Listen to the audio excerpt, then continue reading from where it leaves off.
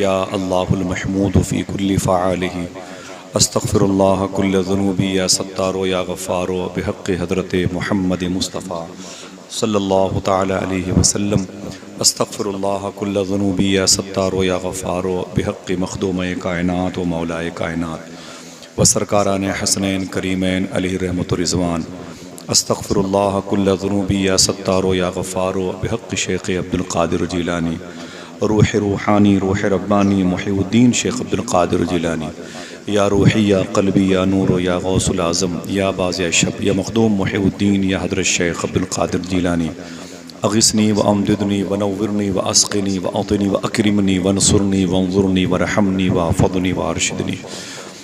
आक़ा करीम सल्लल्लाहु अलैहि वसल्लम के इस्तक़बाल के लिए मदीने शरीफ में हुजूर की परदादी हज़रत सलमा रज़ियल्लाहु तआला अन्हा के मईके यानी ख़ानदान बनु नज्जार की बच्चियों ने जिन्नात के मिसरों का सहारा लिया।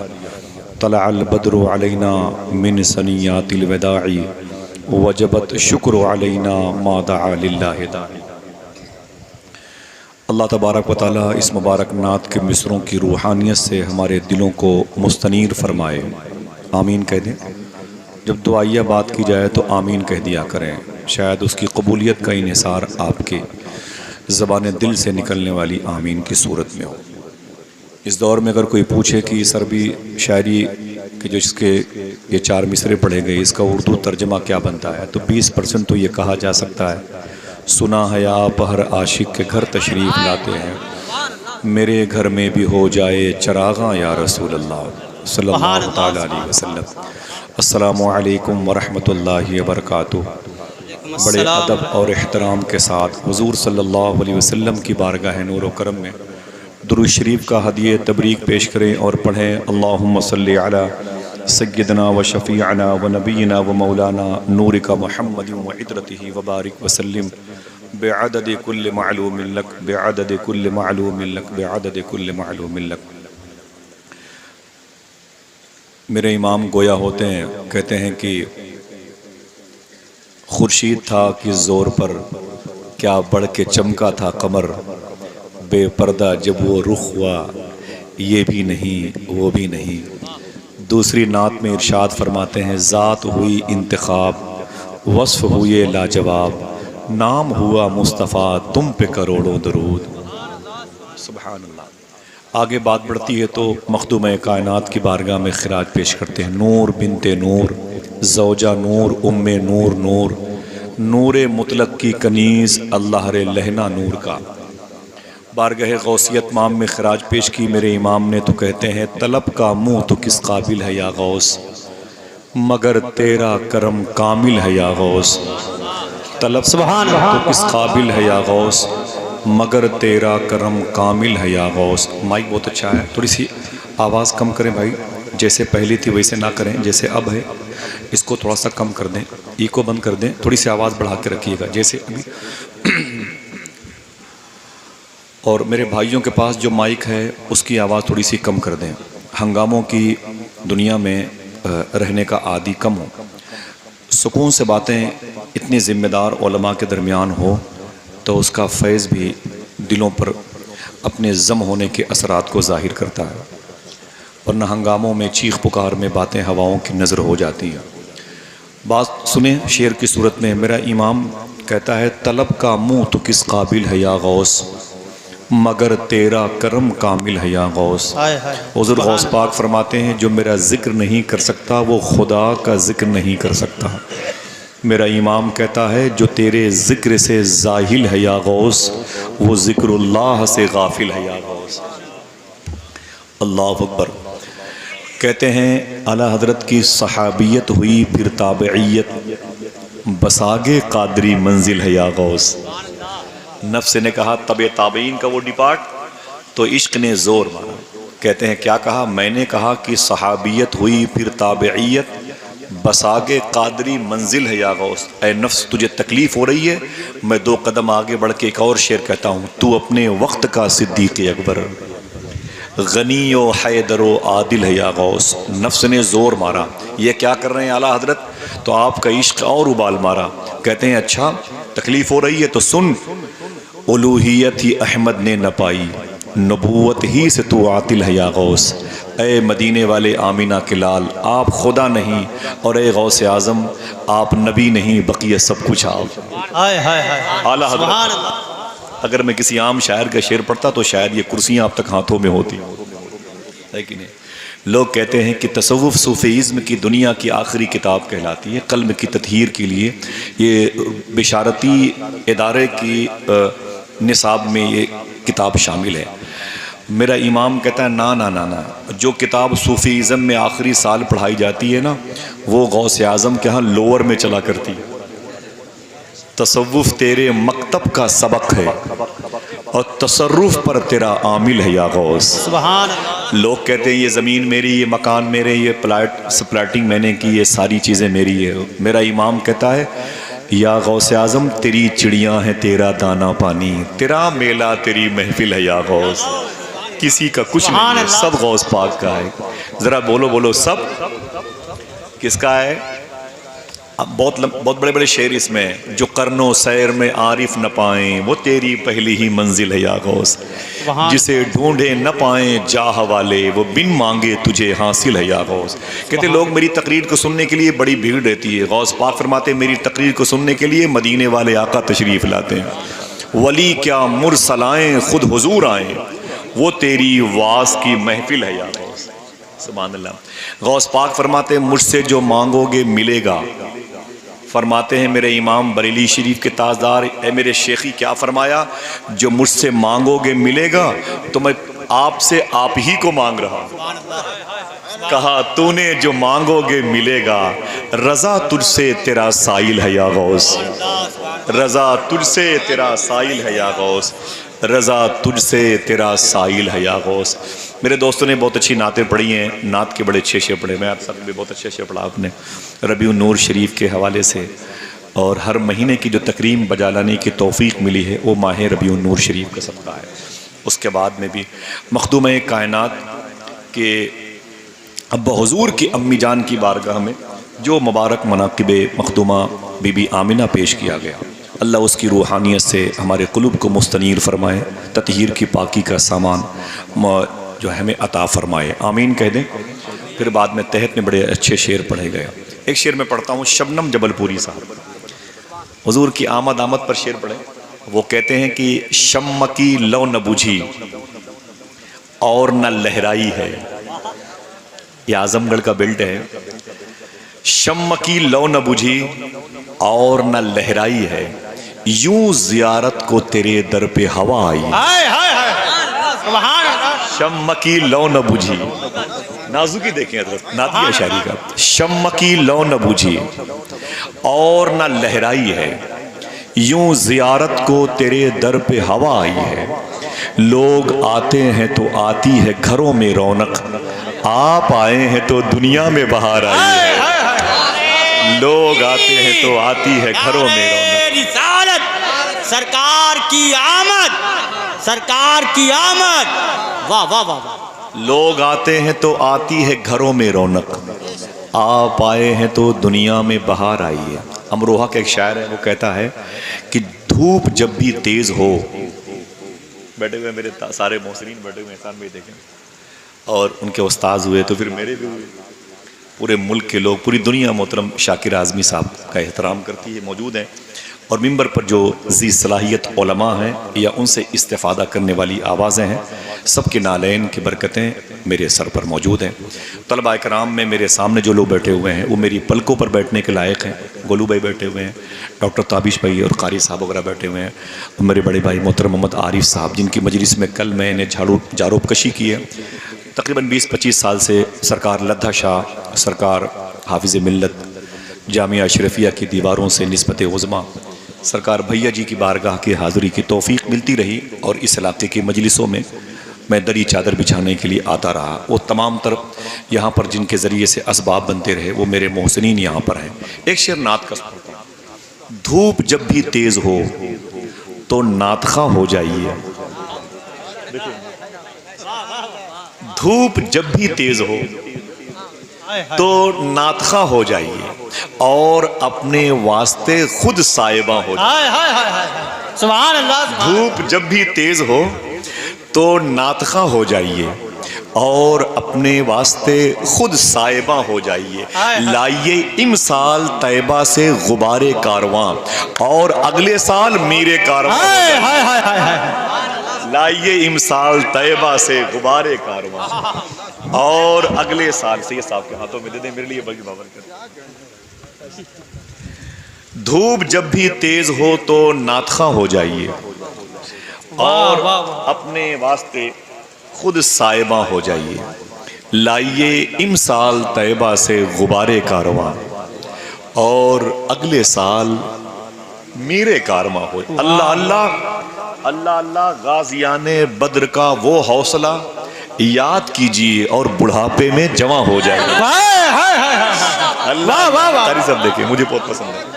अल्लाह अल्लाह गाजियाने बद्र का वो हौसला याद कीजिए और बुढ़ापे में जमा हो जाइए। धूप जब भी तेज हो तो नातखा हो जाइए।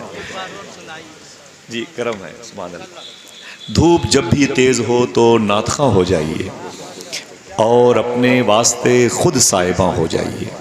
लाइए इमसाल तैबा से गुबारे कारवां और अगले साल मीरे कारवां हो जाइए। मोहब्बत से कहते हैं सुभान अल्लाह। ये नात की शायरी है। ये इसके शेर मुझे याद आए। और एक शेर, आज तो मुस्कुराएगा दीदे अश्कबार भी। अगर ये आजमगढ़ नहीं होता तो मैं शेर नहीं पढ़ता।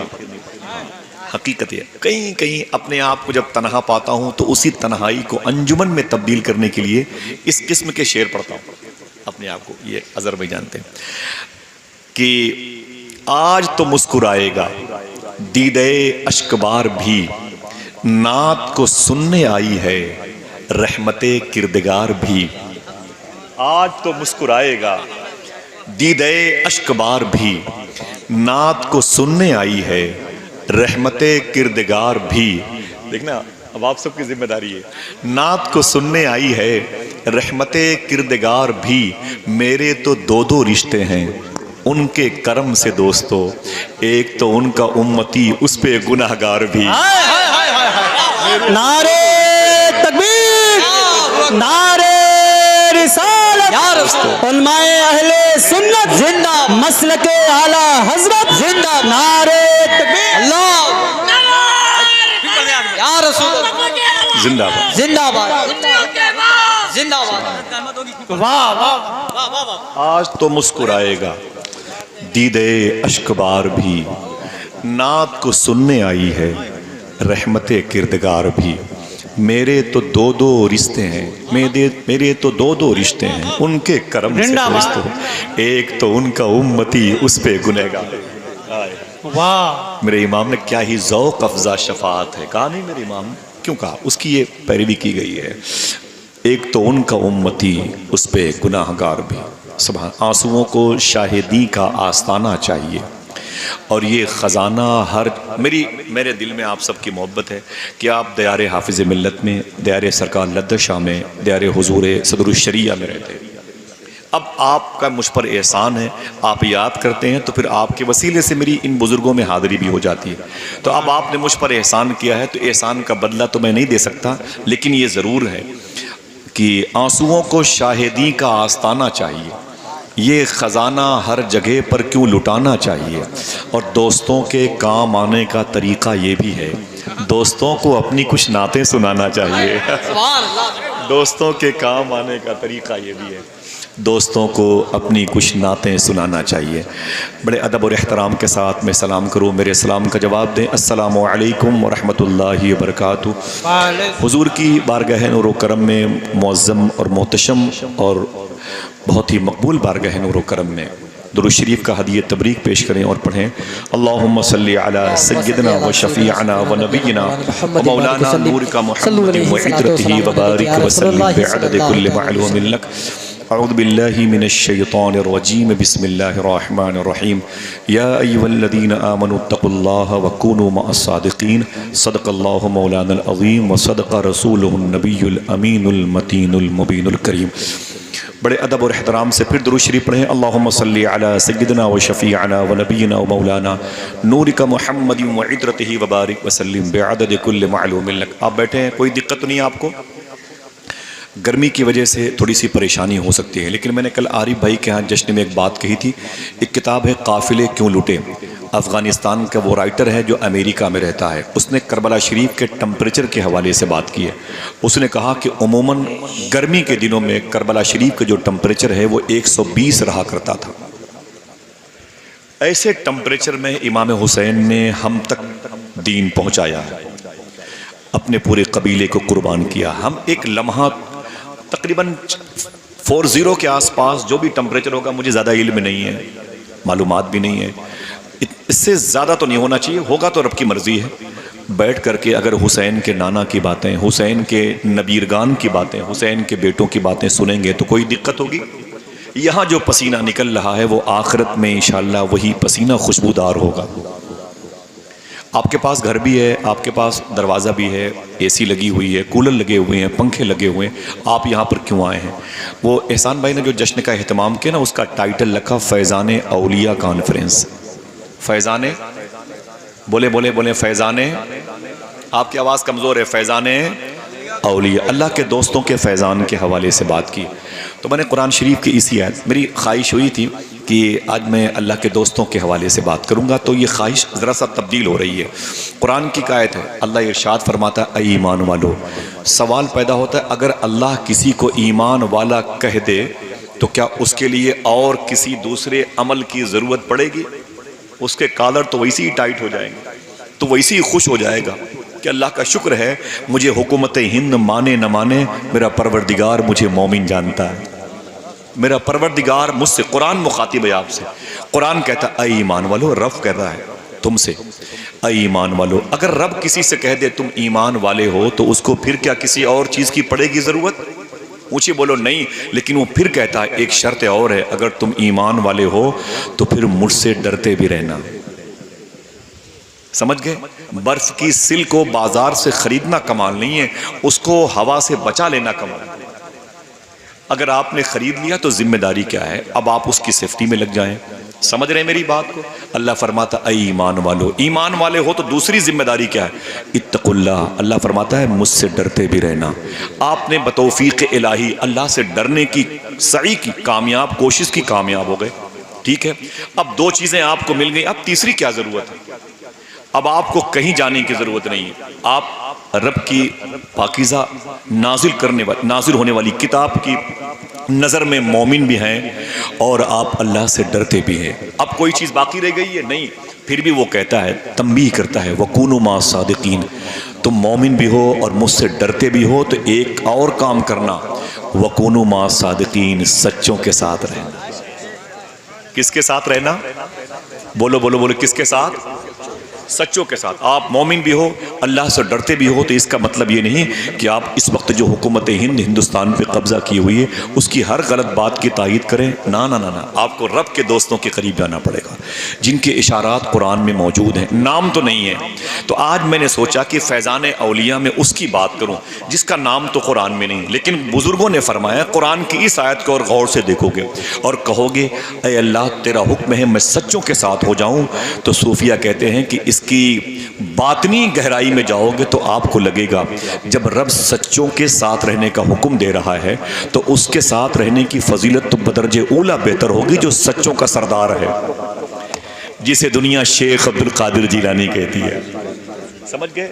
जिसे दुनिया औलिया का इमाम कहती है, जिसे दुनिया मंबे विलायत कहती है, जिसे दुनिया सरकार मौलाए कायनात की अज़मतों की विलायत का मुहाफिज कहती है, जिसे मखदूम कायनात की मुबारक दुआ कहती है, जिसे दुनिया महबूब सुबहानी कहती है, कुतुब रब्बानी कहती है, हैकल सुलेमानी कहती है, जिसे दुनिया अब्दाल का सरदार कहती है, औतात का सरदार कहती है, अबरार का सरदार कहती है, अगवास का सरदार कहती है। ये कौन है? ये शेख अब्दुल कादिर जिलानी है। सुभान अल्लाह। आज मेरे दिल में ख्याल अल्लाह की तरफ से पैदा हुआ, मेरी ख्वाहिश हुई है कि मैं लद्दा शाह की बारगाह में रहूं तो इनके अजदाद के बारे में अगर मुझे कोई बताए थोड़ी सी बातें तो मैं उनके हवाले से या औलिया के फैज़ान के हवाले से। तो फिर मैंने सोचा कि इन मुबारक जमात के कारकुनान के नालैन के साये में आज मैं बात करूं तो औलिया के सरदार की करूं, आज बगदाद के दूल्हा की बातें करूं। सुनेंगे इंशाअल्लाह। हाँ सुनेंगे। मैं गुफ्तगू के हवाले से, मेरी ये बात एक रिकॉर्ड की जगह मौजूद थी। एक खातून थी, वो मध्य प्रदेश में रहती है, गौस पाक से बड़ी अकीदत है उनको। वो कहती हैं कि मैं रात में बस ऐसे तन्हाई में हुई, तकरीबन उनकी उम्र 50 के आसपास है, मेरी माँ जैसी है। वो कहती हैं कि मैंने एक दिन उस यूट्यूब में हुजूर गौस पाक सरकार के हवाले से मैंने ये बातें सुनी। तो कहती जब मैं सोई तो मैंने ख्वाब में हुजूर गौस पाक की ज़ियारत की। सुभान अल्लाह। अल्लाह अकबर है यार, अजीब बात है। हम तो जिक्र करते करते इस इनाम की सरहद तक न पहुँच पाए। कुछ कहना ज़रा सा खुलाफ हो जाएगा। बहरहाल जो गौस पाक ने अता फरमाया बड़ा इनाम है, वो एक पेंडिंग में है, लेकिन सुनने वालों को अल्लाह ने बड़े दर्जात अता फरमा दिए। तो ये करम आप पर भी हो सकता है, समझ गए? आप पर भी हो सकता। अगर दिल से मोहब्बत से और खुशू और खुजू से आज उस बगदाद के शहनशाह की बातें सुनोगे ना तो अपने आप को फिर यहाँ से उठा के उसी बाबू शेख की ज़मीन पर पाओगे जहाँ सरकार गौसे आज़म आराम कर रहे हैं। थोड़ी सी बात करता हूँ गौस पाक के आने से पहले की। अजीब शान है, इन उलमाए किराम के पास जाओगे तो पता चलेगा कि तालीम की हुसूलियाबी से पहले इनको लोग अपने मोहल्ले का एक फ़र्द कहते थे। एहसान शाकिर साहब को लोग एहसान शाकिर कहते थे, लेकिन जब से ये नातखां और शायर की हैसियत से मशहूर हुए तब से लोग इनको हिंदुस्तान का एक अजीम शायर कहते हैं। वो शायर साहब आ रहे हैं। मोहतरम शाकिर आज़मी साहब आम इंसान थे, नात के शेर कहने लगे तो लोग इन्हें उस्ताजुल शोरा कहने लगे। सुभान अल्लाह। कहने मतलब जब हुनर आया, सर्टिफिकेट आई, डिग्री आई, असनाद आई तो लोग उस नाम से याद, भाई फला साहब डॉक्टर बन गए तो डॉक्टर साहब हो गए, समझ गए? फला साहब एडवोकेट बन गए तो एडवोकेट साहब। पहले कोई नहीं कहता, बाद में इस नाम से पुकारता है। अजीब शान है सरकार गौसे आज़म की। लोग डिग्रियां पाने के बाद धूम मचाते हैं, गौसे आज़म आने से पहले धूम मचा चुके हैं। सुभान अल्लाह। हुजूर गौसे आज़म आने से पहले धूम मचा चुके हैं। जिंदाबाद। ये मिसरा क्या बनेगा? आए नहीं है धूम मची है। हाय हाय हाय। क्या बनेगा? आए नहीं है, गौस पाक की मोहब्बतों की बोलिएगा, आए नहीं है धूम मची है। हाथों को उठा के बोलो, आए नहीं है धूम मची है। माइक की आवाज़ फ्रेश मिल रही है? कोई दिक्कत तो नहीं है? बहुत कोई ज़हमत होगी मुझे बता दीजिएगा। बैठे अदब से, आपका दिल न लगे तो बैठ के यहाँ पर मोबाइल वगैरह में गेम न खेलिएगा, चुपचाप चले जाइएगा। मैं आपके मकसद का नहीं वजह, क्योंकि आपका हिस्सा मेरे पास कुछ नहीं है, ठीक है? वो जहाँ आपकी हिस्से की नेमतें रखी हो वहाँ चले जाइएगा। मुझे इन बुजुर्गों की जूतियों में जो मिट्टी लगी है, इनके पैरों में जो दरबार हाफिज़ मिल्लत की मिट्टी है, सदरुल शरिया के दरबार की, वही काफ़ी है। एक शख्स बैठा रहेगा, गौस पाक की बातें होती रहेंगी इंशाअल्लाह कहते हैं। जिसका दिल गौस पाक के लिए मचले तड़पे वो बैठेगा। हुजूर सूफी सुल्तान में फरमाते हैं कि एक बुजुर्ग फरमाते हैं, बिशारत में सरकार गौसे आज़म ने फरमाया, अगर कोई इशा की नमाज के बाद मेरा नाम लेता है तो उसको खुशखबरी सुना दो कि मैं उसका नाम मगरिब बाद ले चुका होता हूँ। जरा मोहब्बत से बोलो सुभान अल्लाह। आप क्या समझ रहे हैं कि इस मंडी में हम अपनी मर्जी से आए हैं? शेख अब्दुल हक मुहद्दिस देहलवी फरमाते हैं, गौस पाक ने फरमाया, जब तक मैं नहीं चाहता कोई मेरा नाम ले ही नहीं सकता है। अल्लाह अल्लाह।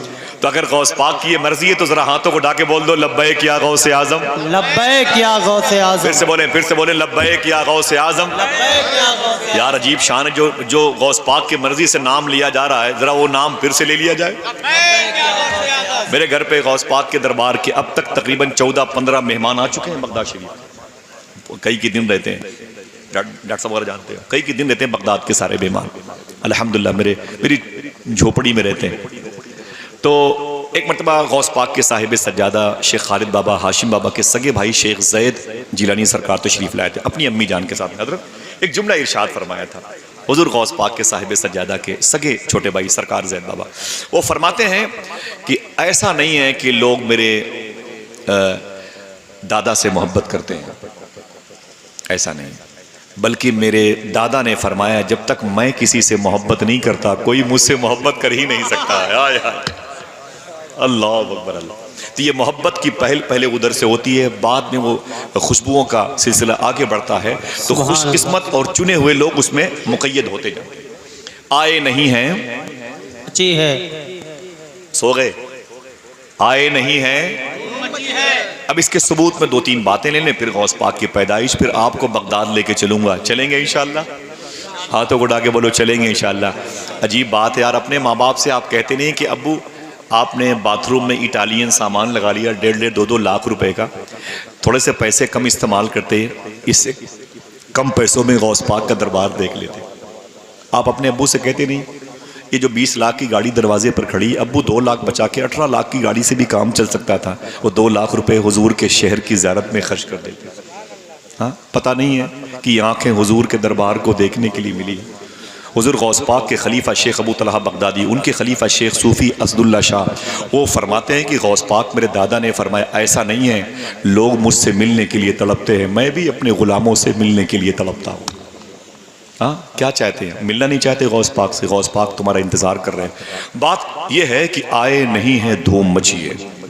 अल्लाह के नबी सल्लल्लाहु अलैहि वसल्लम की बारगाह से हुजूर के लाडलों से इसके प्रूफ लेते जाएं और याद कर लें। चाय खानों पर कल आपसे पूछा जाएगा। इसमें कुछ बातें सूफिया किराम की मजालिस में मैंने सुनी है, मैं जिसको बयान कर रहा हूँ और जो बयान कर रहा हूँ इसका मैं जिम्मेदार हूँ आखिरत में।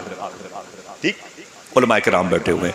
अल्लाह के नबी सल्लल्लाहु अलैहि वसल्लम के 2 बेटे हैं, एक का नाम इमाम हसन और एक का नाम, कमज़ोर आवाज़ है, एक का नाम इमाम हुसैन। आक़ाए करीम सल्लल्लाहु अलैहि वसल्लम अपने दोनों बेटों से बड़ी मोहब्बत फरमाते थे, दोनों नवासों से। मखदूमा कायनात फरमाती कि हुजूर मेरे घर पे तशरीफ़ लाए तो उस दिन हुजूर ने मेरे बेटे हुसैन की तरफ तवज्जो कम दी, हसन की तरफ ज़्यादा मुतवज्जे हुए, हसन की तरफ ज़्यादा मुतवज्जे हुए। और एक बात और सुन लें कि जैसे इमाम हुसैन के बेटे के बेटे के बेटे के बेटे गरीब नवाज हैं, ऐसे इमाम हसन के बेटे के बेटे के बेटे के बेटे हुजूर गौसे आज़म है। कोई आपसे पूछे कि गौसे आज़म हसनी हैं कि हुसैनी हैं, तो कह देना गौसे आज़म हसनी हैं, यानी इमाम हसन की औलाद में से। किसकी औलाद में से हैं?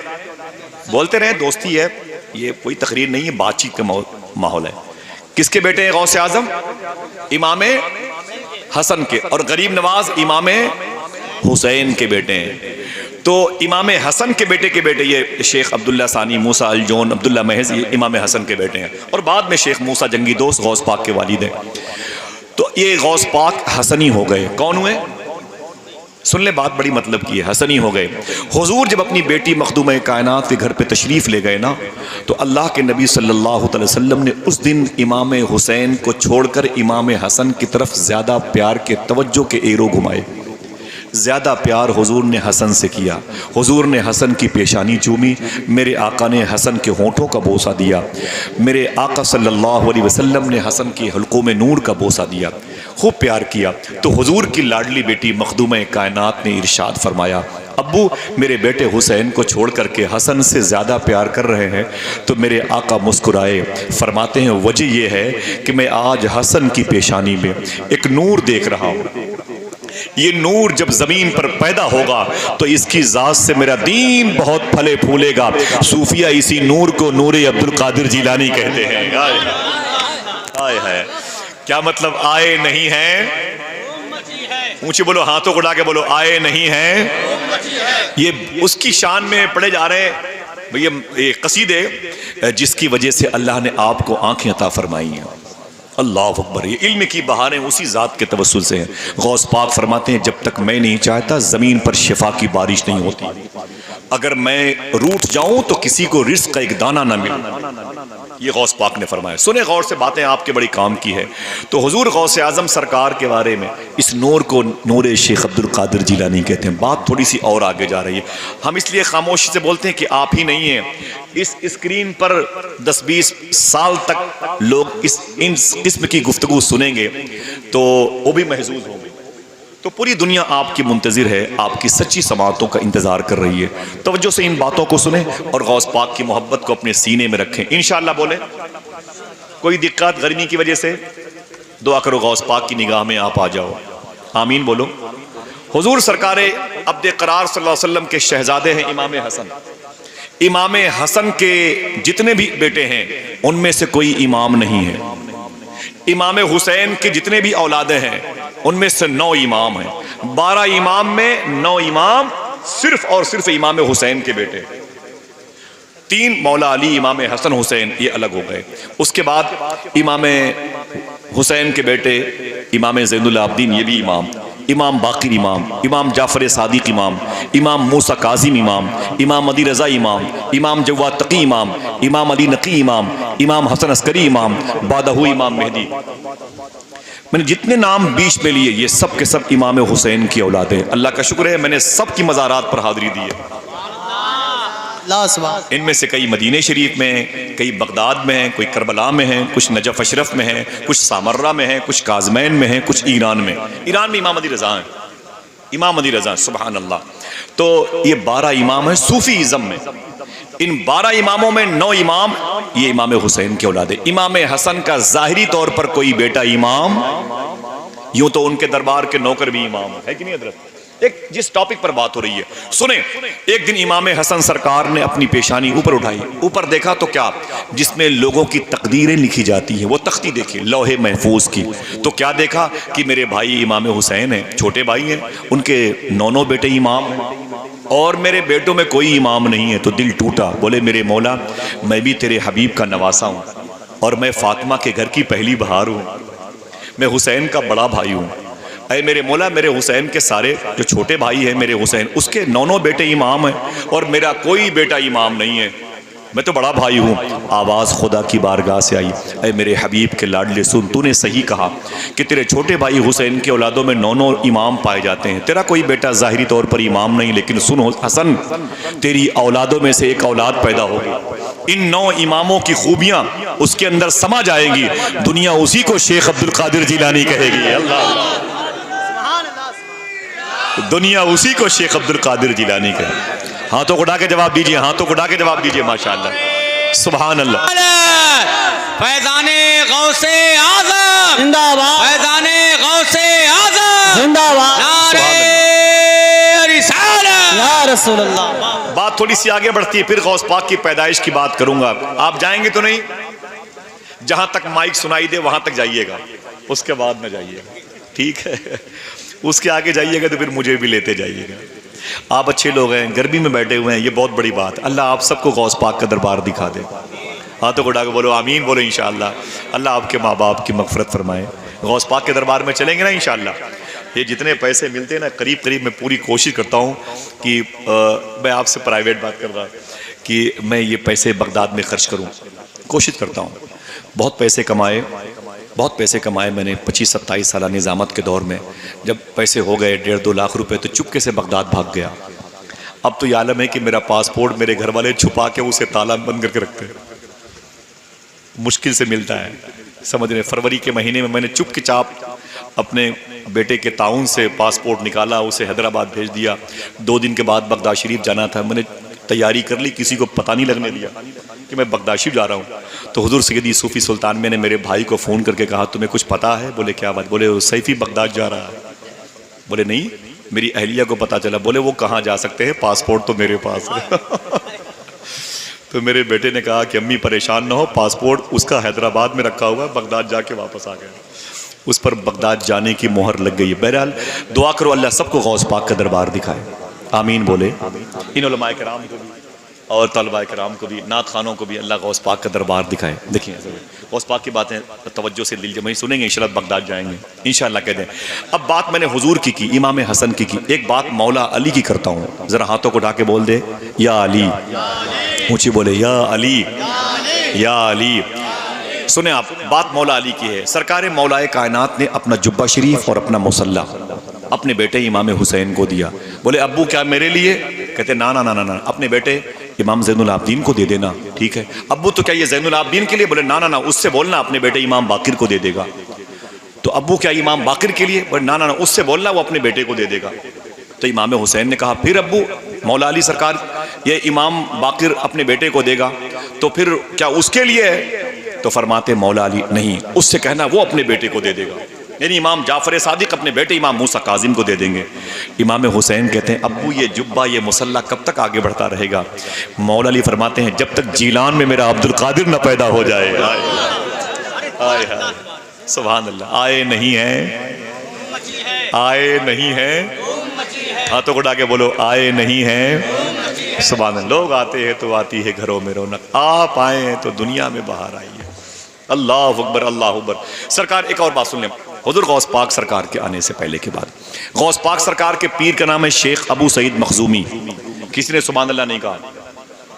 ऐसी बगदाद जाएंगे, खुश हो मचलें तब जाएंगे ना, समझ रहे हैं। गौस पाक सरकार के अजदाद पीर मुर्शिद शेख अबू सईद मखजूमी, उनके पीर हैं शेख अबुल हसन अली करशी हंकारी, उनके पीर हैं शेख अब्दुल वाहिद तमीमी, उनके पीर हैं शेख अबुल फरात तुसी, उनके पीर हैं शेख अबू बकर शिबली, उनके पीर हैं शेख जुनैद बगदादी। और ऊपर जाओगे तो फिर वही सिलसिला आ जाएगा। उनके पीर हैं शेख मारूफ करखी, उनके पीर हैं शेख सिरी सख्ती, उनके पीर हैं शेख मारूफ करखी, उनके पीर हैं इमाम मूसा काजिम, फिर वही सिलसिला चला गया। उनके पीर हैं इमाम जाफर सादिक, उनके पीर हैं इमाम बाकिर, वो लाडले हैं इमाम ज़ैनुल आबदीन के, वो बेटे हैं इमाम हुसैन के, वो भाई हैं इमाम हसन के, वो बेटे हैं मौला कायनात के, वो शौहर हैं मखदूम कायनात की, वो बेटी है नबियों के सरदार की। अजीम सिलसिले मुबारक लगा हुआ है। ये हुजूर गौस पाक के तकरीबन आने से 200, सवा 200, 250 साल पहले के बुजुर्ग। नाम है शेख जुनैद बगदादी। इन्हें बुजुर्गों की जमात का सरदार कहा जाता है। अल्लाह मेरे इन भाइयों को सबको शेख जुनैद का दरबार दिखा दे। हाँ तो उठा के बोलो आमीन। अगर मेरे इन भाइयों के घर में कोई बीमार हो तो अल्लाह शेख जुनैद बगदादी का सदका अता फरमाए, इनके छोटे मोटे कारोबार में बरकतें अता फरमाए। अपनी खानका, उनकी खानका शूनीजिया में है जिसका इस वक्त नाम करख है, करख। अपनी खानका शरीफ बैठे हुए थे, ऊपर देखा तो उनके हुजरे शरीफ के ऊपर एक झंडा लहरा रहा था, रूहानी तौर पर झंडा लहरा। उस पर लिखा था या जुनैद। क्या लिखा था? जोर से बोले। खुद कहते हैं मैंने देखा तो मेरे सर के ऊपर एक झंडा लहरा रहा था, उस पर लिखा था या जुनैद। तो मैंने कहा मेरे मौला ये मेरा नाम है। आवाज आई हाँ मेरे जुनैद। तो कहते हैं मेरे मौला ये विलायत की दुनिया का बड़ा मनसब तूने मुझे अता फरमाया है। ये मेरे मौला इतना बता दे कि जो पोस्ट तूने मुझे अता फरमाई है क्या वो पोस्ट किसी और को मिली है? आवाज खुदा की बारगाह से आई मेरे जुनैद। बोले मेरे मौला हुक्म दे। आवाज आई मेरे जुनैद और ऊपर देख। जब और ऊपर देखा तो जहां इनका झंडा लहरा रहा था या जुनैद का, उसके ऊपर एक और झंडा लहरा रहा था, उस पर लिखा था या अब्दुल कादिर जिलानी। सुभान अल्लाह, सुभान। ये गौस पाक के आने से तकरीबन 200, 250 साल पहले उस पर लिखा था अब्दुल कादिर जिलानी, उसके नीचे वाले झंडे पे लिखा था या जुनैद। बोले मेरे मौला, और उस वक्त रुए जमीन पर अब्दुल कादिर नाम का कोई बुजुर्ग नहीं था, कोई बुजुर्ग जमीन पर उस वक्त नहीं था जब गौस पाक पैदा होने से तकरीबन 250 साल पहले। बोले मेरे मौला ये अब्दुल कादिर कौन है? आवाज आई मेरे जुनैद अगर तू वली है तो ये वलियों का सरदार है। अल्लाह अल्लाह। आए नहीं है, ऊंची बोलो आए नहीं है। सुभान अल्लाह। एक और बात करता हूँ सरकार गौस पाक की। अभी कैसे बात अब पहुंच रही है जहां गौस पाक सरकार पैदा हुए। अपनी माँ के करीब बैठे थे गौस पाक पैदाइश से पहले। थके तो नहीं है? आप थक जाए मुझे बता दीजिएगा कि मैं थक गया हूं, तो इसका मतलब ये नहीं कि मैं छुट्टी दे दूंगा। जैसे आप कहेंगे मैं थक गया हूं तो थकावट दूर करने के लिए फिर गौस पाक की बात शुरू कर दूंगा। समझ रहे हैं? इतने अच्छे लोग मिले तो जल्दी छोड़ा ना जाए, जरा मोहब्बत से बोल दें सुभान अल्लाह। हुजूर या रसूलुल्लाह या शेख, जब तक आपके दिल में, ये मेरे भाइयों के दिल में जब तक गौस पाक के दरबार में हाजिरी की मोहब्बत नहीं पैदा हो जाएगी, आज कोई जाएगा नहीं यहाँ से। ठीक है इंशाअल्लाह कह दो। अब उठेंगे तो तैयारी करने के इरादे से उठेंगे ना इंशाअल्लाह। हुजूर गौस पाक अपनी माँ के पास बैठे हुए थे। कहते हैं अम्मी मेरे आने से पहले कोई वाकया पेश आया था? अगर आया हो तो मुझे बताना मेरी माँ। तो आपकी अम्मी कहती हैं बेटे बड़े बड़े वाकयात पेश आए हैं, एक वाकया मुझे याद आता है तो मैं कांप जाती हूँ। तो गौस पाक फरमाते हैं कि मेरी माँ वो वाकया क्या है? कहते हैं मेरे बेटे अब्दुल कादिर तू उस वक्त मेरे पेट में था, उस वक्त मेरे पेट में था। एक फकीर ने दस्तक दी, ऊंची बिल्डिंग थी, बड़ा महल था। कहते एक फकीर ने दस्तक दी, है कोई इस घर में अल्लाह के नाम पर कुछ दे दे। तो कहती हैं कि मैं गई, मैंने आवाज इशारा करके कहा कि घर पे कोई नहीं है, बाद में आना, जब कोई आ जाएगा तो ये हिस्सा भी तुझे दे दूं, ठीक है अभी चला जा। फकीर समझ गया घर में औरत अकेली है। गौस पाक की अम्मी कहती हैं फकीर समझ गया घर पे औरत अकेली है, बहुत अच्छा मौका है। कहते हैं फकीर की नीयत खराब हो गई, घर के अंदर आ गया। बोले फिर? फरमाते गौस पाक फिर क्या हुआ मेरी माँ? कहते हैं मेरे बेटे अब्दुल कादिर वो अंदर आ गया, मैं समझ गई इसकी नीयत ख़राब है, वो डांट डपट के घर का सामान चोरी करना चाहता है। बस मैंने पुकारा मदीने वाले आका को, मैंने कहा हुजूर करम का बादल भेज दे, मुश्किल कुशाई फरमाए, दस्तगीरी फरमाए मेरे आका, या मोहम्मदा या मोहम्मदा या मोहम्मदा। मैंने हुजूर का नाम, हुजूर भेज दे अपने किसी करम की बारिश बरसाने वाले को। तो आपकी अम्मी कहती है मालूम बेटे अब्दुल कादिर का क्या? उसके बाद क्या हुआ? कहा बोले अम्मा। तो गौस पाक की अम्मी कहती है अचानक उधर खजूरों के बागात से एक शेर आया और घर में दाखिल हुआ, उसने झपट्टा मारा और उस फकीर पर हमला किया, फकीर के जिस्म के 2 टुकड़े कर दिए, उसे यूं दबोचा और लेके खजूरों की बागात से जंगल में चला गया। आज भी उस वाक़े को याद करती हूँ तो अजीब सी लहर खौफ की मेरे बदन में दौड़ जाती है। हुजूर गौस पाक मुस्कुराए। आपकी माँ ने कहा बेटे तू मुस्कुराता है? तो फरमाते हैं गौस पाक मेरी माँ पता भी है वो शेर कौन था? पता भी है वो शेर कौन था? तो कहा नहीं बेटे। तो खुदा की कसम गौस पाक फरमाते हैं वो अब्दुल कादिर था। सुभान अल्लाह, सुभान अल्लाह, सुभान अल्लाह, अल्लाहु अकबर, वो अब्दुल कादिर था। आने नहीं हैं तो मचिए आए हैं, पैदा हुए हैं सरकार गौसे आज़म। बहुत सारी बातें इस टॉपिक पर है, मुझे आगे बहुत सारी बातें बयान करनी है और आपको हुजूर गौस पाक के करीब पहुंचाना है। फिर आप पहुंचेंगे तो आपके पैरों की मिट्टी का भरोसा दूंगा इंशाल्लाह। हुजूर गौस पाक सरकार जब पैदा हुए तो मालूम है कहाँ पैदा हुए? जल्दी बताना भाई कोई आदमी, इन उलमा किराम से ना पूछना, ना इनकी तरफ देखना, आप बताएं, जल्दी बताएंगे गौस पाक कहाँ पैदा हुए। एक आवाज आई बगदाद की, दूसरी आवाज बोले बोले बोले। एहसान भाई सब राज फाश हो रहा है आपको। मेरे भाई ने इशारा किया गौस पाक कहाँ पैदा हुए? मेरे भाई ने क्या कहा? जोर से बोले, जोर से नहीं, उन्होंने बगदाद कहा। अब सुने मालूमात, गौस पाक बगदाद शरीफ में पैदा नहीं हुए, आपकी मज़ार शरीफ बगदाद में है। बता दूं कहाँ पैदा हुए? गौस पाक जीलान में पैदा हुए हैं। जीलान कहाँ है? ईरान में है। कहाँ है? बोले बोले।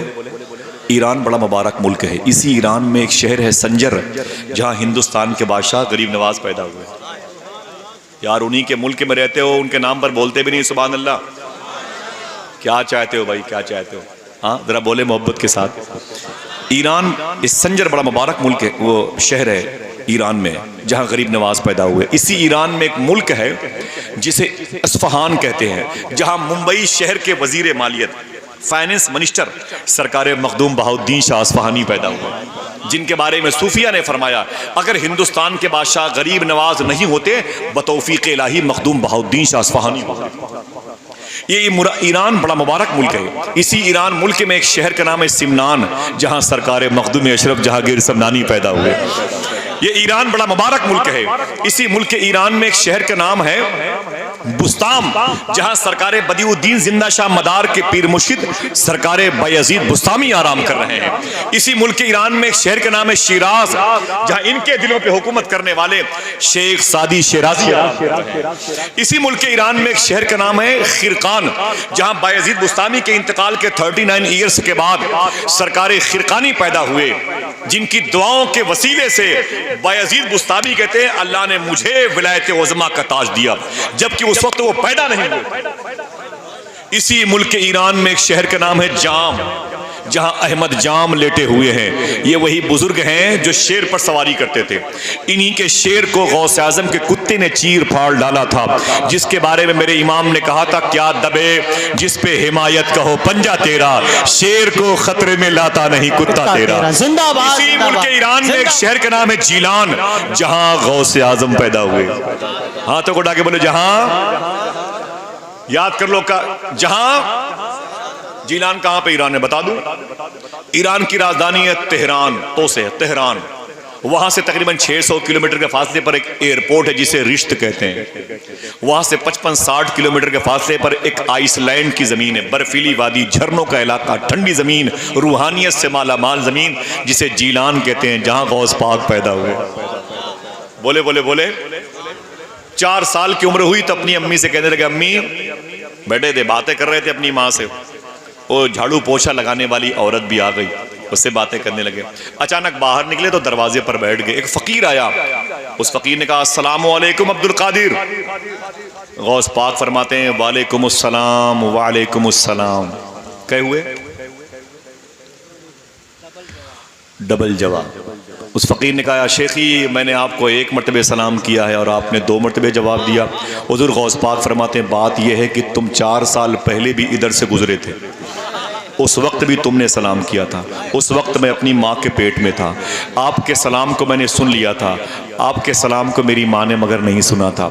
मैंने उस वक्त सोचा कि जवाब दूंगा तो मेरी माँ डर जाएगी। आज मैंने 2 मरतबे जवाब दे के पिछला हिसाब चुका दिया हूँ। वाह वाह वाह, नारे तकबीर, अल्लाह अल्लाह अल्लाह, नारे रिसालत, फैज़ाने गौसे आज़म जिंदाबाद। करामाते गौसे आज़म। ये किसका उर्स है, किस जात की जलवा नुमाई है कि जिसका नाम सुनते ही नबी की याद आई। मुसीबत में जहाँ सोचा तुझे आवाज़ दूँ आका, मेरी आवाज़ से पहले तेरी आवाज़ आई है।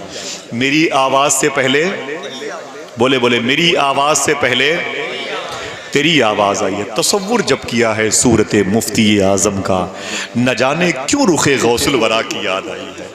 अल्लाह, मेरी आवाज़ से पहले तेरी आवाज़ आई। बोले बोले, मेरी आवाज़ से पहले। गौस पाक सरकार की उम्र शरीफ हुई 16 या 17 साल। जो आपके घर में झाड़ू पोछा लगाती थी माँ, उन्होंने कहा मेरे बेटे अब्दुल कादिर। फरमाया क्या बात है मेरी माँ? माँ कहते थे गौस पाक उनको। तो मेरे बेटे अब्दुल कादिर, वो बचपन में जब आपकी अम्मी जान इबादत में बिजी होती थी तो मैं आपको अपनी गोद में लेके झूला झुलाती थी। ये गौस पाक के घर में जो झाड़ू पोछा लगाती थी, खिदमत करती थी, वो कहती हैं, अरे मेरे आका अब्दुल कादिर, मैं आपको अपने गोद में लेके वो झूला झुलाती थी। फिर मेरी माँ क्या हुआ? तो वो कहती हैं, कभी कभी आप मेरे झोली से, मेरे दामन से, मेरे बाजुओं से हवा में उड़ जाते थे, हवा में उड़ जाते थे, और मैं देखती तो आप उड़ते उड़ते उड़ते जाते और सूरज में गुम हो जाते थे। सूरज में, ये आज की किताबें नहीं है, ये जो वाक़या बयान किया ना, ये तकरीबन 800 700 साल पहले की किताबें हैं जिनमें इस किस्म के वाक़यात हैं। वो कहती है, मेरे बेटे अब्दुल कादिर, आप मेरे हाथों से निकल करके हवा में उड़ जाते थे। वो क्या माजरा था? वो तो बचपन की बात थी। अब क्या मामला है? गौस पाक फरमाते, मेरी माँ, वो अब्दुल कादिर का बचपना था जब तेरी गोद से निकल के हवा में उड़ते हुए सूरज में गुम हो जाता था। अब अब्दुल कादिर 16-17 साल का हो गया है। अब हजारों सूरज अब्दुल कादिर की जात में गुम हो जाया करते हैं। अल्लाह अकबर, अल्लाह। शुक्र के जोश में जो हैं वो तुझे क्या जाने, खिज़र के होश से पूछे कोई रुतबा तेरा। सुकून से सुनेंगे, हंगामा नहीं, बातचीत नहीं, घर जा सकते हैं, लेकिन क्या लेके जाएंगे यार? आपकी माँ ने पूछा, मेरे बेटे तू 2 घंटे से बाद आया, क्या लेके आया है? तो अगर तकरीर पूरी सुन ली, गुफ्तगू सुन ली, तो कहना गौसे आज़म की मोहब्बत लाया हूँ। तेरी माँ कहेगी, बेटा बहुत बहुत शुक्र है, तूने मेरे दूध का हक अदा कर दिया। अपने अपने बारे में सोचो। आप नहीं सुनोगे तब भी मैं कहीं ना कहीं बैठ के एहसान भाई घर पे सुनाऊंगा, कारी साहब घर पे सुनाऊंगा, और कोई नहीं सुनेगा तो मेरी बातें अगर तन्हाई में होगी तो गौस पाक सुनेंगे इंशाअल्लाह। समझ गए मेरी बात? गौस पाक सरकार की ये बात बड़ी सलीके से और खामोशी सुने। गौस पाक फरमाते हैं कि एक दिन मैं जीलान की गली से गुजर रहा था, एक फ़कीर बैठा हुआ था। उसने मुझे देखा, कहा अब्दुल कादिर। मैंने कहा क्या बात है? उसने कहा आशिक बनोगे कि महबूब बनोगे? 2 डिपार्ट है, समझ रहे हैं? आशिक बनोगे कि महबूब बनोगे? तो गौस पाक फरमाते, मैं वापस आया, मैंने अपनी माँ से कहा, अम्मी एक आवाज़ दी एक फ़कीर ने, आशिक बनोगे कि महबूब बनोगे? तो मेरी माँ ने कहा कि मेरे बेटे जल्दबाजी न करना, तेरी तालीम आगे चल कर के उसी भरे हुए कॉलम के मुताबिक होगी।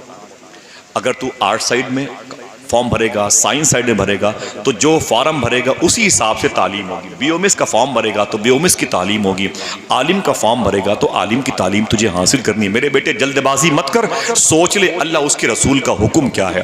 गौस पाक तड़पते रहे। फिर आपकी माँ ने कहा, मेरे बेटे इसी जीलान के शहर के किनारे पर एक शख्स है, बगैर लिबास का पड़ा रहता है, नालियों से कीड़े निकाल कर उठाता है, उसे चूम देता है, चूम कर फेंक देता है, कुत्तों को तकिया बना के सो जाता है। ऐ मेरे बेटे अब्दुल कादिर, उसके पास चला जा, उससे कहना कि मैं आशिक बनूं कि महबूब, वो जो बता देगा उसी पर अमल करना। गौस पाक गए, वो दरवेश बैठा हुआ था, बेलिबास फ़कीर, घूर पर गंदगी के ढेर पर बैठा हुआ था। हुज़ूर गौस पाक ने उसे सलाम किया, उसने जवाब दिया, कहा बैठ जाओ। अब्दुल कादिर गौस पाक बैठ गए। कहा कैसे आना हुआ? तो गौस पाक फरमाते हैं, एक सवाल करने आया हूँ। कहा सवाल क्या है? कहा आप मुझे सिर्फ इतना बता दें कि मैं आशिक बनूं कि महबूब। ये दोनों फ़र्क समझ रहे हैं ना, आशिक का और महबूब का? ये जो घर में दामाद आता है ना, समझ रहे हैं, ये महबूब होता है।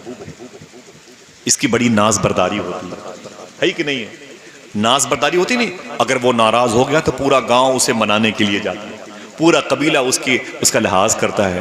वो नाराज भी है तब भी उसके प्यार में लगा रहता है। भाई दामाद हैं, बादशाह बन के घर पे रहते हैं। ये महबूबियत की निशानी है। और कुछ लफंगे ऐसे भी होते हैं जो नालियों पर बैठ के दिल फेंक की बातें करते हैं, दूसरों की बहन बेटियों को ताकते हैं। हम इस तरफ जाएंगे नहीं, लेकिन बात जो उसने की है वो विलायत की दुनिया की महबूबियत और आशिकियत की बात की। समझ गए? ये दो डिपार्ट, आशिक बनोगे कि महबूब। तो उस फकीर ने क्या कहा, अब्दुल कादिर चले जाओ, कल आओगे तो तुम्हें जवाब मिल जाएगा। गौस पाक रात भर अपने घर में रोते रहे, तड़पते रहे, और कि कल कि सुबह जल्दी आए तो मैं जाऊं उस फकीर के पास। जब सुबह हुई तो गौस पाक जब गए उस गंदगी के ढेर पर, देखें वो दरवेश अल्लाह वाला क्या कहता है। वहाँ वो नहीं था शाकिर भाई, वो नहीं था। उसे ढूंढा, नहीं मिला। लोगों से कहा कि वो कहाँ चला गया, तो लोगों ने कहा कि कौन? बोले वो जो यहाँ पर काफ़ी दिनों से पड़ा रहता था घूर पर, जो नालियों के कीड़े उठा उठा के बातें करता था, जो कुत्तों से बातें करता था, जो गंदगी के ढेर को अपने कपड़ों से साफ करता, वो कहाँ चला गया? लोगों ने कहा अब्दुल कादिर वो रात में मर गया। गौस पाक अजीब सी कैफियत में, बोले मर गया वो? बोले हाँ मर गया। बोले फिर उसकी तदफीन, उसको दफन कर दिया? जवाब सुनो आप। लोगों ने कहा कि नहीं अब्दुल कादिर, उसके मजहब के बारे में इल्म नहीं था। बोले फिर? उसके पैरों में रस्सी बांध करके हम लोगों ने उसे खजूर के बाग में छोड़ दिया। जाके देख लो, चील कौवे उसकी लाश को खा रहे हैं।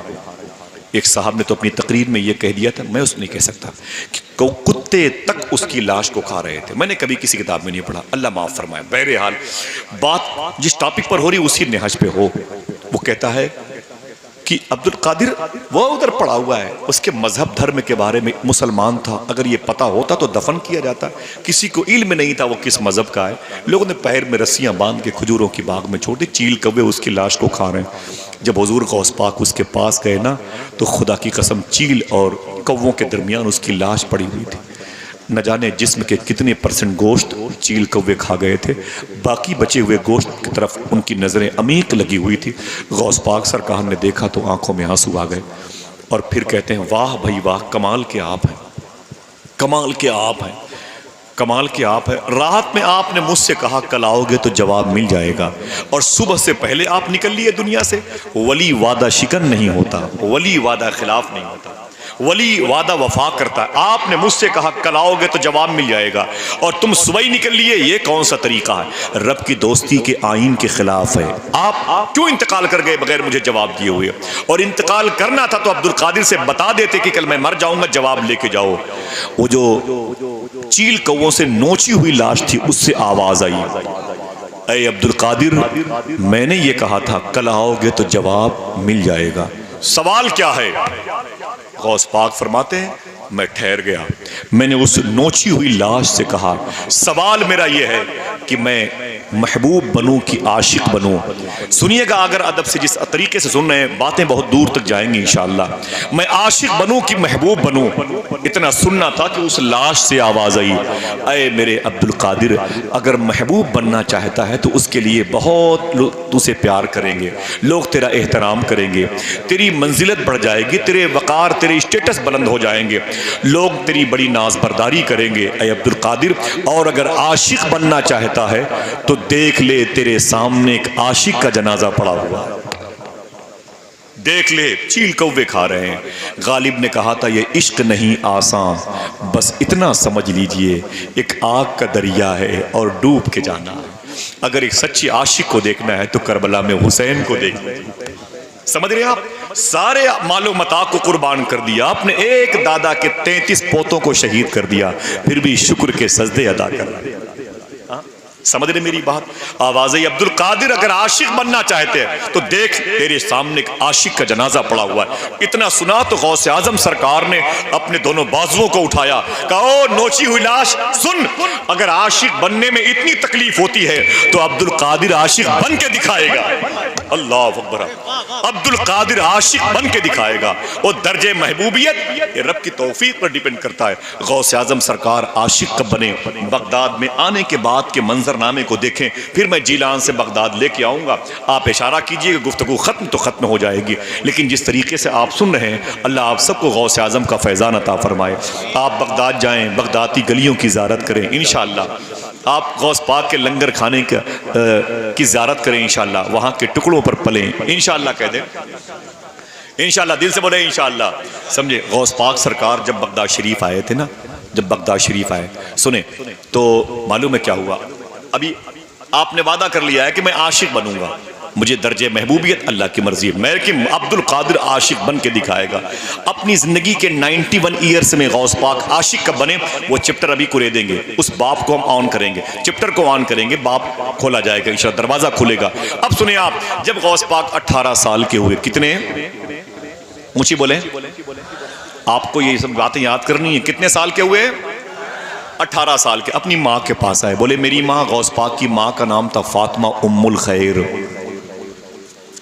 गौस पाक की माँ का नाम फातिमा उम्मुल खैर, बोले फातिमा उम्मुल खैर। गौस पाक सरकार के नाना का नाम था शेख अब्दुल्ला सोमई।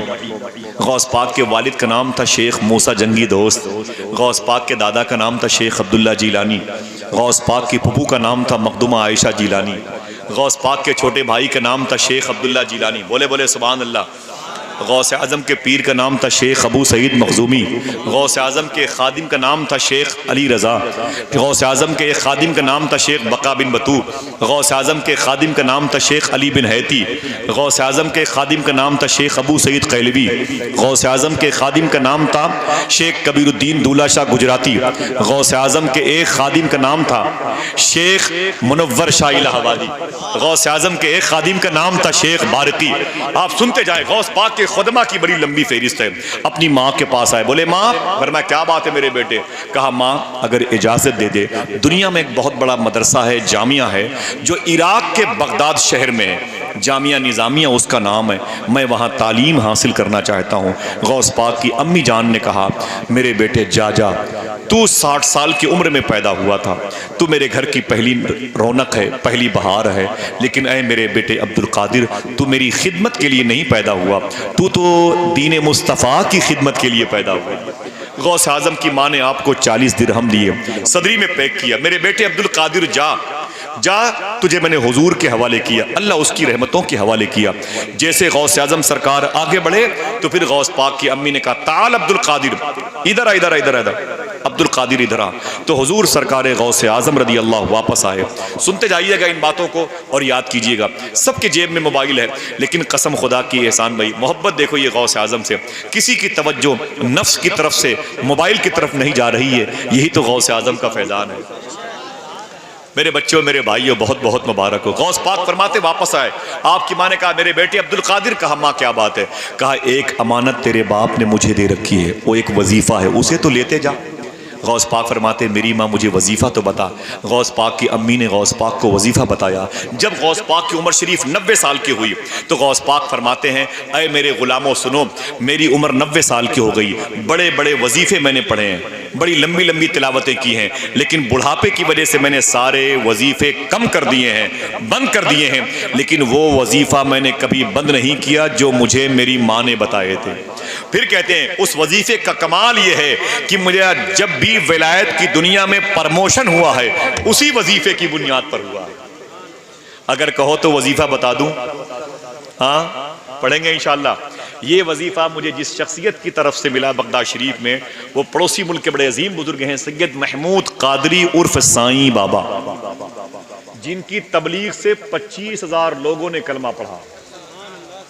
यार आप सुभान अल्लाह भी नहीं कहते यार, हाँ क्या बात है। हम तो 25 लोगों को दतून का तरीका ना बता पाए, 25,000 लोगों ने जिनकी तबलीग से कलमा पढ़ा। कोशिश करके हर महीने 2 महीने की 11वीं वो बगदाद में करते हैं, समझ रहे हैं आप। कलमा पढ़ने वालों से पूछा गया कि वो आपने इनकी साईं बाबा की सूरत में क्या देखा कि आपने कलमा पढ़ लिया? बोले मुझे साईं बाबा से क्या मतलब है, इनकी ज़बान से गौस पाक का नाम सुनते सुनते कुफ्र बाहर आ गया, इस्लाम अंदर आ गया। हाय हाय हाय। ये तासीर है गौस पाक के नाम में। हाथों को उठा के बोलो लब्बैक या गौस आजम। हाथों को जोर से बोलो, जोर से बोलो। अल्लाह उठे हुए हाथों के मालिकान के कारोबार में बरकतें अता फरमाएं, सबको गौस पाक के फ़कीरों में शामिल फरमाएं। गौस पाक की अम्मी कहती हैं मेरे बेटे इसे याद कर ले, अगर कहो तो ज़ोर से पढ़ाऊँ, सब लोग पढ़ लो बरकत के लिए इंशाल्लाह। करीब की कब्रिस्तान के मुर्दों की अल्लाह मग़फ़िरत फरमाए। पढ़ें बिस्मिल्लाहिर्रहमानिर्रहीम, ऊँची बोले बिस्मिल्लाहिर्रहमानिर्रहीम। अल्लाहुल काफ़ी कसत्तुल काफ़ी वजत्तुल काफ़ी कफ़ानिल काफ़ी लिकुल्ल काफ़ी व निअमल काफ़ी वलिल्लाहिल हम्द। बस इसे पढ़ा कीजिए इंशाल्लाह, इंशाल्लाह बोले। याद कर लीजिएगा, ये बहुत सारे यूट्यूब पे मौजूद हैं, याद कर लीजिएगा। हर नमाज के बाद हुज़ूर सूफ़ी साहब फरमाते हैं इसको पढ़ने की इजाज़त चाहिए। अच्छा पढ़े पढ़े फिर से पढ़े बिस्मिल्लाहिर्रहमानिर्रहीम। अल्लाहुल काफ़ी कसत्तुल काफ़ी वजत्तुल काफ़ी कफ़ानिल काफ़ी लिकुल्ल काफ़ी व निअमल काफ़ी वलिल्लाहिल हम्द। एक मरतबा पढ़ लें बिस्मिल्लाहिर्रहमानिर्रहीम। अल्लाहुल काफ़ी कसत्तुल काफ़ी वजत्तुल काफ़ी कफ़ानिल काफ़ी लिकुल्ल काफ़ी व निअमल काफ़ी वलिल्लाहिल हम्द। जिन मेरे भाइयों ने इसे पढ़ा है, उलमा ने, बुज़ुर्गों ने, अल्लाह सब के माँ बाप को इस पाकीज़ा आयत नूर की रूहानियत से माला माल फरमा दे। पढ़ा कीजिए इंशाल्लाह, मैं अपने भाइयों से गुजारिश करूँ इसे पढ़ा कीजिए इंशाल्लाह। हुज़ूर गौस पाक सरकार ने इस आयत की अमानत को अपने सीने में रखी और फिर जिलान से हमदान के रास्ते से चल करके, जहाँ कीचड़ बहुत होता है हमदान के रास्ते में, जहाँ अहमद बदवी 60 डाकुओं ने गौस पाक पे हमला किया था और फिर गौस पाक के सच बोलने की वजह से कल सबने तौबा कर लिया था, उसी रास्ते से गौस पाक चल करके इराक की राजधानी बगदाद में आए।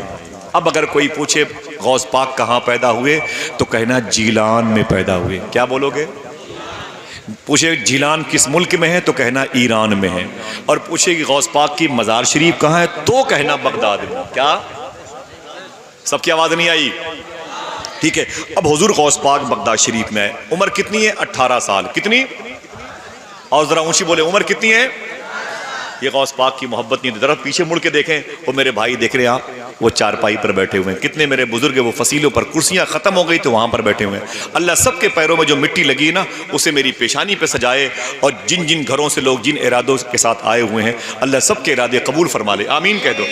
बैठे हैं, बड़ी बात है। गौस पाक चाह रहे हैं। उधर देखो बाएं तरफ कितने लोग दरवाजे पर बैठे हुए हैं। अल्लाह सबकी मोहब्बत कबूल फरमा ले। आमीन कह दो। आमीन। सुभान अल्लाह। एक साहब वो बैठे हुए, छोटी सी दुकान लेके बैठे हुए हैं। सुभान अल्लाह। अगर किसी ने उनकी गरीबी पर, मुफलिसी पर तरस खा करके 100-200 रुपए उनके यहाँ से सामान खरीद लिया तो गौस पाक खुश हो जाएंगे। मोहतरम शाकिर भाई ने कहा एक किताब रखी है। बहुत लोग ऐसी बातें करते हैं, यार ये बारिश के बरसने की ज़रूरत क्या है? हाँ, हर मामलात में क्या हम अल्लाह से की बारगाह में कहेंगे? नहीं नहीं, हम तो नेताओं से भी कह सकते हैं माज़अल्लाह। और बहुत लोग कुफरी बातें ऐसी करते हैं, उनको पता नहीं चलता कि उनका ईमान चला गया है। ऐसी कुफरी बातों से बचाने के लिए उलमा इकराम ने बहुत सारा शेड्यूल बनाया है। वो एक किताब है, यहाँ से लेके जाइएगा, जिसकी कीमत 20 रुपए की है।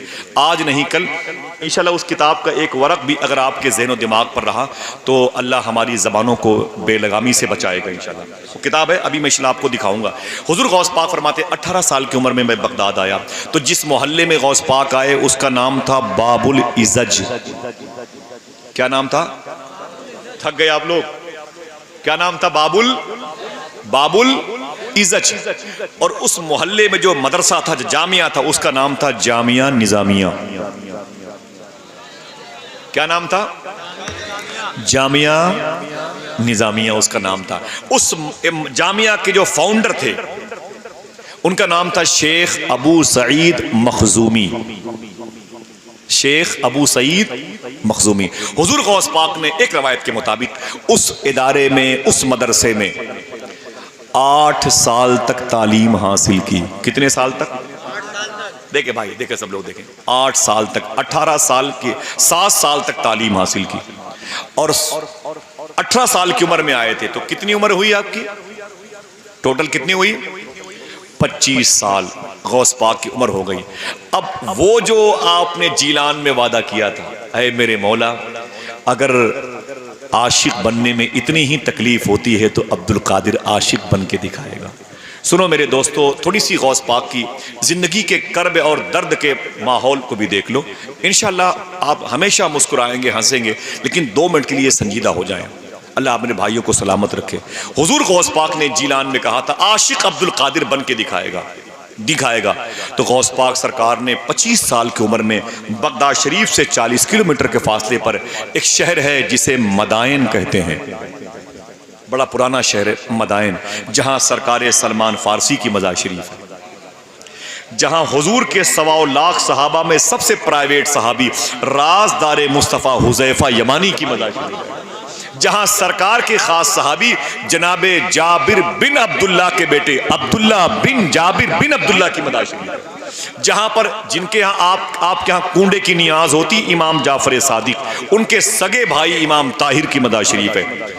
यहाँ पर बैठे हुए डॉक्टर साहब ने उनकी मज़ार शरीफ पर हाज़िरी दी है और इनके सदक़े में मैंने भी हाज़िरी दी है। जो हाज़िरी की ख्वाहिश चाहता है वो ज़रा बोल दे सुभान अल्लाह।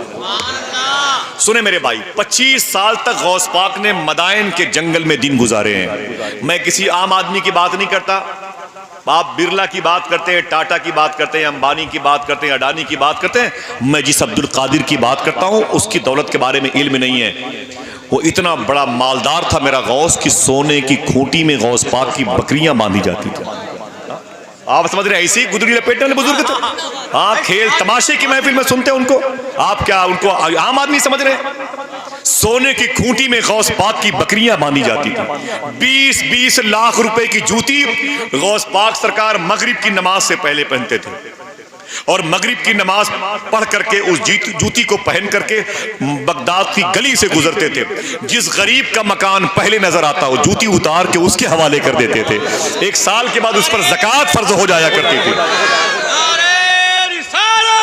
ये हुजूर गौस पाक सरकार है। आम आदमी की बातें जैसे चाहे सुन लिया करें, गौस पाक की बात संभल के सुना करें, समझे आप? संभल के सुना करें गौस पाक की बातें। आप बड़े चुने हुए लोग हैं यार, कल हंस लीजिएगा, कल खेल कूद कीजिएगा। है गौस पाक कहाँ? मदायन के जंगल में। इस जंगल में लेकिन गौस पाक ने अपने सोने चांदी का इस्तेमाल नहीं किया। फिर क्या किया? पूरे साल गौस पाक ने कुछ नहीं खाया। खुदा की कसम, मैंने मदायन का जंगल देखा है, मैंने, और याद नहीं कितनी मरतबे देखा है। मेरी बात समझ गए ना? याद नहीं मैंने उस जंगल को कितनी मरतबे देखा है। वहीं पर वो अमीर खुसरू परवेज का महल भी है, खुसरू परवेज का महल भी है जो हुजूर की पैदाइश पर फट गया था। आप जाएंगे इंशाअल्लाह देखेंगे, इंशाअल्लाह कह दे। 25 साल गौस पाक उस जंगल में थे, पूरे साल कुछ खाते नहीं थे, और जब कभी कुछ खा लिया तो फिर पूरे साल पानी न पिया, समझ रहे? और अगर पानी पी लिया तो फिर पूरे साल कुछ खाया नहीं।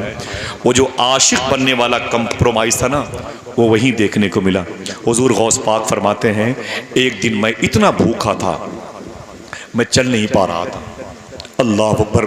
आज जिनके नाम पर मुर्गे मुसल्लम खाते हो ना, 700 800 रुपए किलो का गोश्त खाते हो और फिर बोटियां उठा के बीवी के चेहरे पर फेंक देते हो, बदतमीज कहीं की।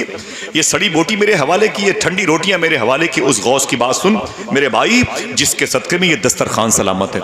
एड़ियां रगड़ के भूखा मर जाता, तुझे एक चपाती कोई देने वाला नहीं था। ये सदका है सरकार गौस आजम का। रुए जमीन पर जिसको जो मिलता है गौस पाक की वजह से मिलता है। उन गौस पाक का दस्तरखान क्या था? गौस पाक फरमाते, मैं इतना भूखा था मैं चल नहीं पाता था, मेरे पैर जमीन पर लड़खड़ाते थे। बड़ी मुश्किल से मदायन से मैं बगदाद आया। बगदाद में एक मोहल्ले का नाम है शूनीजिया। फरमाते हैं गौस पाक, मैं शूनीजिया इलाके में आया, और जब शूनीजिया आया ना तो मुझे इतनी भूख लगी, मैं एक मस्जिद में चला गया, लड़खड़ाते हुए एक मस्जिद में चला गया। गौस पाक फरमाते हैं, जब मैं मस्जिद में गया ना तो मैंने क्या देखा? थोड़ी देर के बाद एक शख्स अंदर दाखिल हुआ, उसी मस्जिद के किनारे पर बैठ गया। अंदर किनारे पर मैं इस तरफ बैठा था, वो उस तरफ बैठ गया। गौस पाक सरकार फरमाते हैं, उसने टिफिन खोली, टिफिन तो थी नहीं, मिसाल के तौर पर उसने अपना कपड़े का गट्टर खोला और उसमें से रोटियां निकली, सालन निकाला उसने, और निकाल करके मस्जिद के उस किनारे पर बैठ के खाना खाने लगा। हुजूर गौस आजम फरमाते हैं कि मुझे इतनी भूख लगी थी, मैं किनारे बैठा था मस्जिद के इस तरफ और वो उधर बैठा हुआ था। गौस पाक फरमाते हैं, लुकमा वो उठाता था और मुंह मेरा खुल जाया करता था। थोड़ी देर तक दस्तरखान पर रोटी ना आए तो हम बच्चियों को गालियां देते हैं। शादी में जाएं, अगर हमारे सामने गोश्त की प्लेट ना आए तो गालियां देते हैं, साले कुत्ते की औलाद, बगैर नहीं है ताकत तो बुलाता क्यों है? गौस पाक का दस्तरखान देख ले, सूखा है मेरे भाई। गौस पाक फरमाते मुझे खुदा की कसम इतनी भूख लगी थी, वो लुकमा उठाता था और मुंह मेरा खुल जाया करता।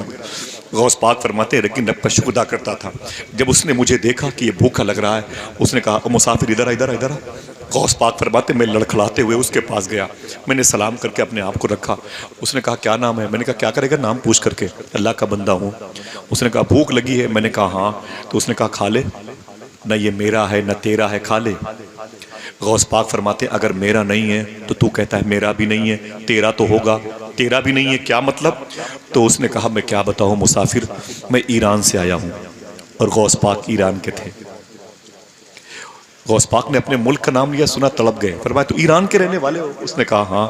गौस पाक फरमाते किस शहर के हो? उसने कहा जीलान के रहने वाला हूँ।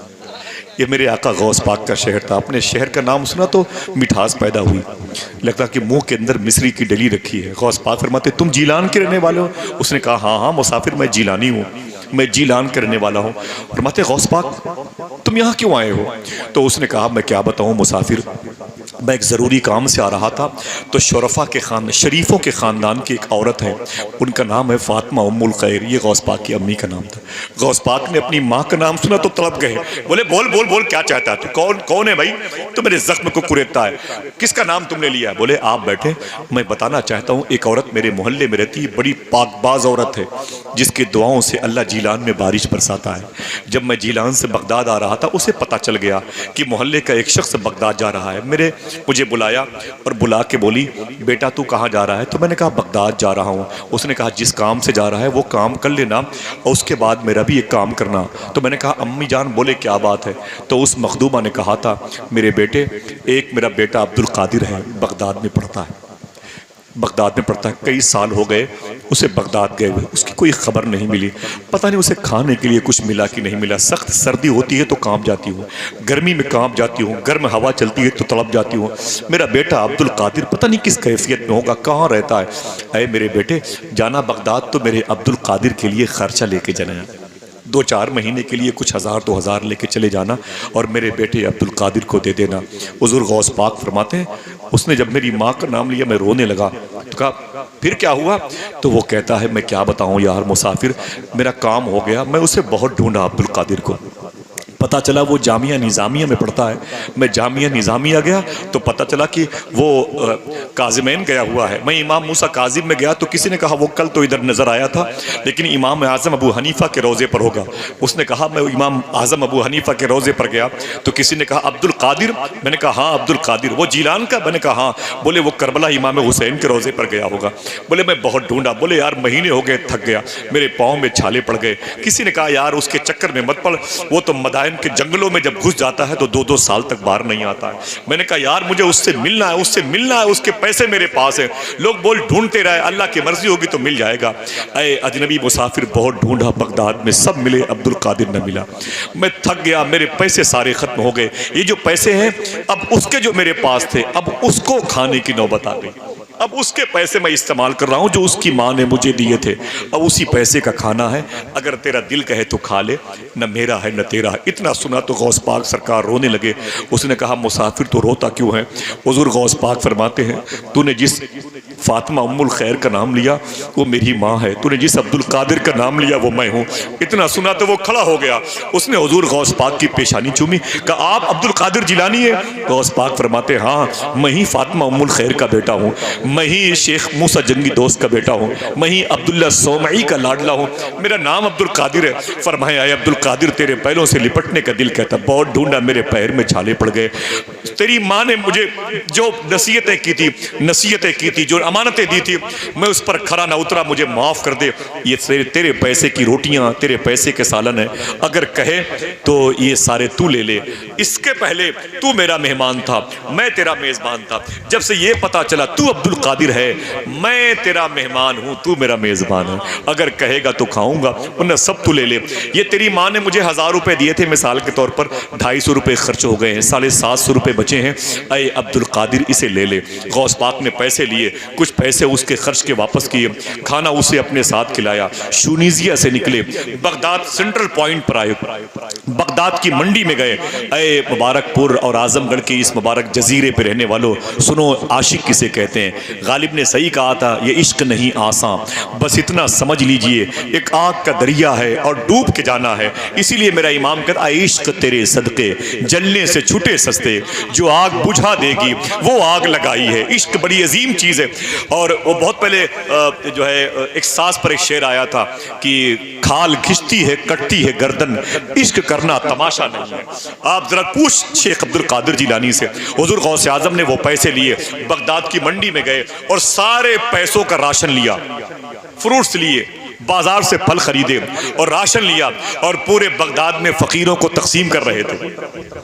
पूरे पैसे जो 2 महीने के अखराजात क्या थे, जाके पूछो जामिया अशरफिया के तलबा कराम से, वो आपकी माँ ने जो 1000 रुपये भेजे हैं 2 महीना पहले कितने बचे हैं? वो कहते हैं 900 खर्च कर दिया, 100 बचे हुए हैं, फिर माँ भेज देगी।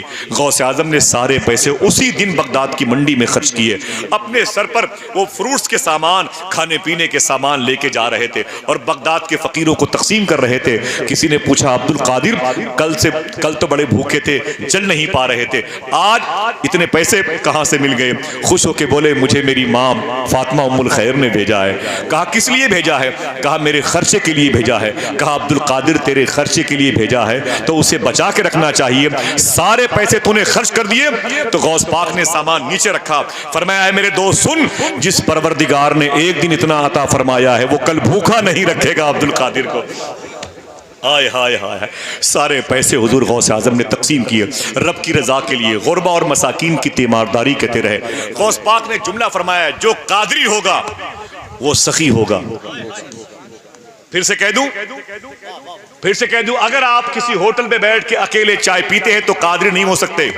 कोई भी आलिम दीन किसी को दिखा करके अगर किसी होटल में बैठ के चाय पीता है, देख लो सालो तुम्हारे पास पैसे नहीं है, और यूं करके बैठता है वो पेप्सी थम्स अप पीता है, देख लो अल्लाह ने मुझे बहुत नवाजा है, तुम जैसे फकीर लोग थोड़ी है, समझे? ऐसा जो भी करता है वो मालदार तो हो सकता है, कादरी नहीं हो सकता। कादरी किसे कहते हैं? सूफी सुल्तान फरमाते कादरी वो है जो अपनी जेब में दूसरों को चाय पिलाने के पैसे लेकर के बाजार में, कादरी उसे कहते हैं। जिसके दस्तरखान पर गुरबा पले, जिसके दस्तरखान पर मिस्कीन नवाजी का स्टिकर बटे, जिसके दस्तरखान पर बेवाओं और यतीमों के सहारे के सौगात तकसीम हो, जिसके दस्तरखान पर कुत्तों के लिए रोटियां रखी हो, जिसके घर में बिस्कुट से इसलिए आते हो कि ये छत पर हमारी बहू है, इसे फेंक देंगी तो सुबह को चील कौवे खा लेंगे, बोले कादरी सखी होता है। गौस पाक ने सखावत की उसी बगदाद में। गौस पाक सरकार ने 25 साल मदाइन के जंगल में गुजारे। फिर से रिवर्स करता हूं, 18 साल की उम्र में बगदाद आए, 7 साल तालीम हासिल की। कितनी उम्र हुई? ऊंची बोले कितनी? हाथों को उठा के बोलो कितनी? 25 साल मदाइन के जंगल में गुजारे। अब कितनी उम्र हुई? 50 बोले बोले बोले 50 हुई। अब वहां से निकल के आशिक बन गए, अब दर्जे महबूबियत की तरफ जाना है। अब बगदाद आए, सेंट्रल पॉइंट है बगदाद में। बोले मेरे मौला, आवाज आई क्या अब्दुल कादिर? मौला मैं कहां जाऊं, मेरे लिए क्या हुक्म है, मेरी पोस्टिंग कहां है, मुझे कहां जाना है? हाँ मुझे कहां? आवाज आई परवरदिगार आलम की, मेरे अब्दुल कादिर ये बगदाद तेरे लिए। बोले बोले बोले यार बगदाद का नाम सुन के आप मचलते नहीं, मुझे तकलीफ होती है। हाँ बोले बोले बगदाद का नाम सुन के मचला करे। तो मैं एक बार मैंने बगदाद शरीफ के सैयदना शाह शेख अब्दुल रहमान साहब से बात की। मैंने कहा कई फ़हाल बगदाद शरीफ के कैसे हालात हैं? तो बोले कि बहुत ज़्यादा ख़राब है, बहुत ज़्यादा ख़राब है। तो मैंने कहा शेखी माफ़ी बगदाद ख़राब नहीं हो सकता जहाँ गौसे आज़म है, बगदाद की कोई चीज़ ख़राब नहीं हो सकती। बोले तुम भी बड़े दरवेश हो यार। तो बगदाद है, बगदाद का नाम सुन के तड़पा करें, आप तड़पोगे तो फैज़ मिलेगा। 6 साल की उम्र में आला हजरत ने अपने बाप नकी अली खां से पूछा था, मेरे बाप अपने घर से बगदाद किधर पड़ता है? तो आपके बाप ने कहा इधर किबला किधर?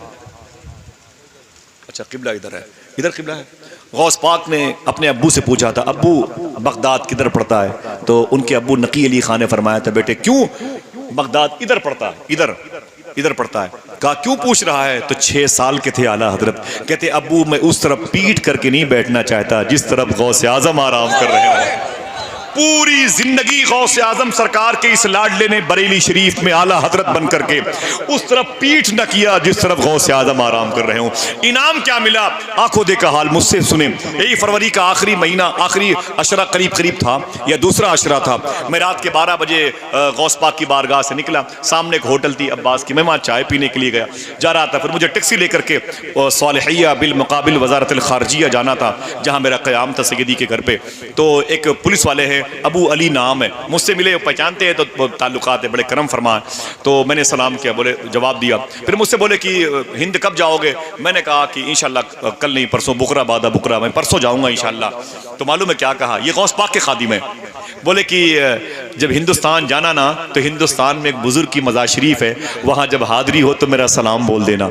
अगर जुमला आप सुन लें तो कोई खामोश ना रहेगा, कोई खामोश ना रहेगा। इंशाल्लाह आपको गौस आजम बहुत नवाजेंगे इंशाल्लाह। रब्बे काबा की कसम, मुझसे बोले हिंदुस्तान जाना तो हिंदुस्तान में एक बुजुर्ग की मज़ार शरीफ है, वहाँ जाना, मेरा सलाम बोलना। मैंने कहा शेखी ज़रूर सलाम बोलूँगा, उनका नाम तो बता दें। बोले उनको हिंदुस्तान के लोग आला हजरत फाजिल बरेलवी कहते हैं। आय हाय हाय, अल्लाह अल्लाहु अकबर, नारे रिसालत या रसूल, जश्न ईद मिलादुन नबी जिंदाबाद, मसलके आला हजरत जिंदाबाद, नारे तकबीर, नारे रिसालत या रसूल। ये हुजूर गौसे आजम सरकार है। शायर कहता है सरापा इस मुबारक बारगाह में खिराज पेश करते हो। हाँ, हुजूर गौस पाक की बारगाह, इस किस्म के मामला बड़े प्यारे बुलंद हैं। दुआ करो अल्लाह कादरी फ़कीरों का सदका अता फरमाए। गौस पाक के दरबार में जो बाथरूम की खिदमत करते हैं, अल्लाह उनकी जूतियों में हमारे बच्चे को दाल रोटी अता फरमाए। सरापा गर्द आलूदा लिबादा करके बैठे हैं, तेरे कूचे में मरने का इरादा करके बैठे हैं। शाकिर भाई देखें, सरापा गर्द आलूदा लिबादा करके बैठे हैं, तेरे कूचे में मरने का इरादा करके बैठे हैं। भरोसा है मसीहाई पे तेरी इस कदर आका, हम अपने दर्द को हद से ज़्यादा करके बैठे हैं। भरोसा है मसीहाई पे तेरी इस कदर आका, हम अपने दर्द को हद से ज़्यादा करके बैठे हैं। और दुआएं मांग लो तुम भी शहे जीलान के सदक़े, सुना है आज वो दामन कुशादा करके बैठे हैं। दुआएं मांग लो तुम भी शहे जीलान के सदक़े, सुना है आज वो दामन कुशादा। एक नारा कोई लगाए, मेरा कोई भाई लगाए जो बीच में बैठे, हाथों को उठा के जवाब दे, जिंदाबाद। तो सरकार गौसे आजम 50 उम्र 50 साल के होते बोले मेरे मौला मैं कहाँ जाऊं? मैं इस्तांबुल जाऊं कि तुर्की जाऊं कि अनकरा जाऊं कि ईरान जाऊं, कहाँ जाऊं? आवाज़ आई अब्दुल कादिर ये बगदाद तेरे लिए। ऊंची बोले बगदाद सबके लिए अल्लाह इंतजाम करेगा। आप चाहे यहाँ बैठ के सोएं, मुस्कुराएं, हंसें, सुभान अल्लाह कहें, आप खाली हाथ नहीं जाएंगे इंशाअल्लाह। बोले इंशाअल्लाह। आप गौस पाक की मस्जिद से बैठे हुए हैं, यहाँ दिल नहीं लगता तब भी आप मोहब्बत से बैठे हुए सुभान अल्लाह कहते हैं। अल्लाह सबको गौस पाक का फैजान देगा इंशाअल्लाह। बगदाद जिंदगी में एक मरतबे जरूर जाना इंशाअल्लाह। हाथ उठा के बोलो इंशाअल्लाह। अल्लाह मेरे भाइयों को गौस पाक का दरबार दिखा दे। बोले मेरे मौला मैं कहाँ जाऊँ? बोले अब्दुल कादिर ये शहर तेरे लिए। बोले ना ना ना ना मेरे मौला। बोले क्यों? अल्लाह फरमाता क्यों? कहते हैं मेरे मौला यहाँ बड़े टपोरी किस्म के लोग रहते हैं, ओबाश किस्म के लोग हैं, ये बहुत ज़्यादा बदअमल और बदतमीज शराब की रसियाँ हैं, मैं बगदाद में नहीं रहूँगा, यहाँ का माहौल बड़ा ख़राब है। आवाज़ आई अब्दुल कादिर ये शहर तेरे लिए।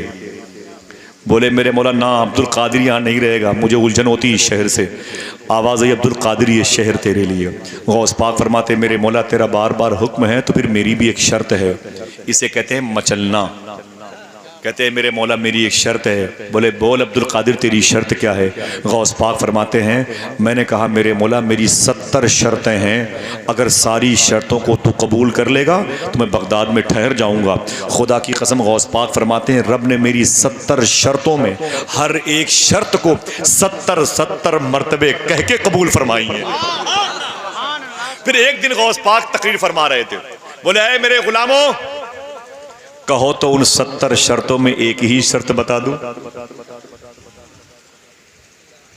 बता दूं? तो गुलामों ने कहा हुजूर बता दें। तो आपसे पूछता हूं मेरे मोहसिनीन मैं बता दूं? हाँ?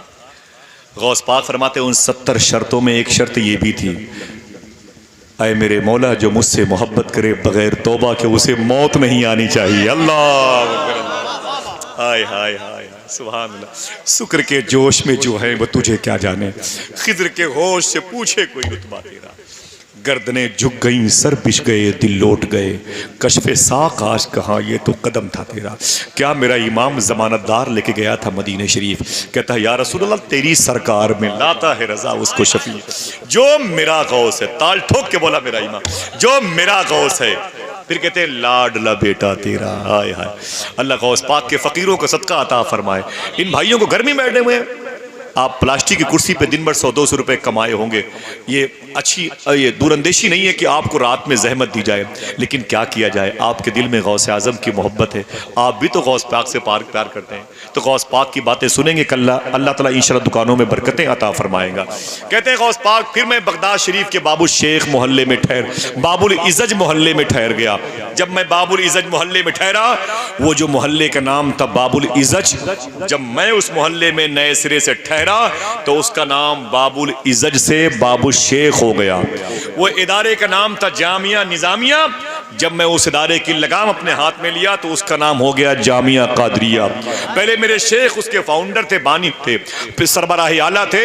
जब उसकी लगाम मेरे हाथों में हुई तो उसके सरबराह आला अब्दुल कादिर जिलानी हो गए। गौस आजम सरकार कहते हैं मैं उसी बगदाद की पाकीज़ा ज़मीन पर रह के 41 ईयर्स तक हुजूर के इल्म दीन की तबलीग करता रहा। तकरीबन 5000 से ज़्यादा लोगों ने गौस आजम को देख के कलमा पढ़ा है। और ऊंची आवाज़ में 1,15,000 या 20,000 के आसपास तलबा इकराम गौस पाक के मदरसे से फारिग। हर साल 3,000 बच्चे गौस पाक के मदरसे से फारिग होते थे और तकरीबन 35 या 40 साल तक गौस पाक के मदरसे में दस्तार का मामला चलता रहा। कह दो सुभान अल्लाह। एक लंबी टीम है गौस पाक के खादिमों की, खिदमत करने वालों की। अगर कहो तो 1-2 फाइल बता दूं गौस पाक के दरबार में कैसे कैसे अजूबे वाक़यात हुए, करीब में बहुत सारी बातें याद हैं। एक गौस पाक के खादिम थे, उनका नाम था शेख बारिकी। क्या नाम था? जो पीछे बैठे मेरे भाई उनकी आवाज़ नहीं आई है। शेख, अगर आप थक गए हो, भूख लगी हो, तो जो तबरुक शिरनी की सूरत में आया हो उसे बंटवा दिया जाए। बोले भाई बोले, हाँ लेके चले जाए, अगर उसी हिसाब से बैठे हुए तो बंटवा दिया जाए। देखो भाई मैंने अपनी तरफ से कह दिया है, अगर नहीं सलाम के बाद शिरनी आई तो उसका मैं जिम्मेदार नहीं हूँ, ये भी सुन लीजिए है कि नहीं यार। गौस पाक का जिक्र से बड़ा तबरुक कौन होता है मेरे भाई? आप क्या एक बर्फी थोड़ी बैठे हुए, आप तो गौस पाक की मोहब्बत के लिए बैठे हुए है कि नहीं? क्या घर नहीं है? लेकिन गौस पाक के जिक्र की मजलिस जैसा घर नहीं है। हाँ सुनो, गौस पाक के एक गौस पाक के खादिम थे, उनका नाम था शेख बारकी। उनका काम क्या था बता दूं? ऊंचे बोले, थक गए। उनका काम था गौस पाक के कुएं से पानी भर भर के गौस पाक के मेहमानों को पिलाना। ठीक है, गौस पाक के कुएं से पानी भर भर के गौस पाक के मेहमानों को पिलाना, समझ रहे? 18-20 साल तक की खिदमत की है। एक दिन गौस पाक की बारगाह में आए, बोले मेरे आका, फरमाते हैं क्या बात है? कहते हैं कि हुजूर 18-20 साल हो गए आपके कुएं से पानी भर भर के आपके मेहमानों को मैंने पिलाया है, अब मैं सोच रहा हूं कि मैं मक्का शरीफ चला जाऊं, अब जमजम के कुएं से पानी भर भर के अल्लाह के मेहमानों को पिलाऊं। गौस पाक फरमाते हैं जाओ, कोई बात नहीं। अकेले निकले। शेख बारकी नाम क्या था? शेख बारकी अकेले निकले। और निकले तो रास्ते में बाकूबा इलाके में एक साहब से मुलाकात हो गई। अस्सलाम वालेकुम। वालेकुम सलाम। आप कौन? आप कौन? आप कौन? आप कौन? तो बोले कि मैं मक्का शरीफ जा रहा हूँ। वो बोले यार बहुत अच्छा हुआ, मैं भी मक्का शरीफ जा रहा हूँ। तो एक से 2 हो गए, न ये उनको पहचानते थे न वो इनको पहचानते थे। जा रहे थे कहाँ? खाना होना कुछ नहीं था। शेख बारकी कहते हैं जैसे रात आई तो मैंने कहा भाई, बोले क्या बात है? बोले मुझे भूख लगी। क्या बोले? मुझे भूख लगी है। तो बोले खाना तो था नहीं। जैसे कहा मेरे भाई मुझे भूख लगी है, तो जो मेरा दोस्त था ना वो अजनबी, उसने कहा भूख लगी है? तो शेख बारकी कहते हैं हाँ हाँ मुझे भूख लगी है। उसने कहा कोई बात नहीं, हाथ धुल के आओ। कहते हैं जैसे मैं हाथ धुल के आया, उसने अपने हाथों को उठाया, दुआ की, पता नहीं क्या कहा, एक टिफिन में खाना आ गया। खाने की बात है, यही सोच के सुभान अल्लाह कह दीजिए। वो बोले एक टिफिन में आ सकता है कि नहीं खाना? बोलो बोलो यार, आ सकता है खाना?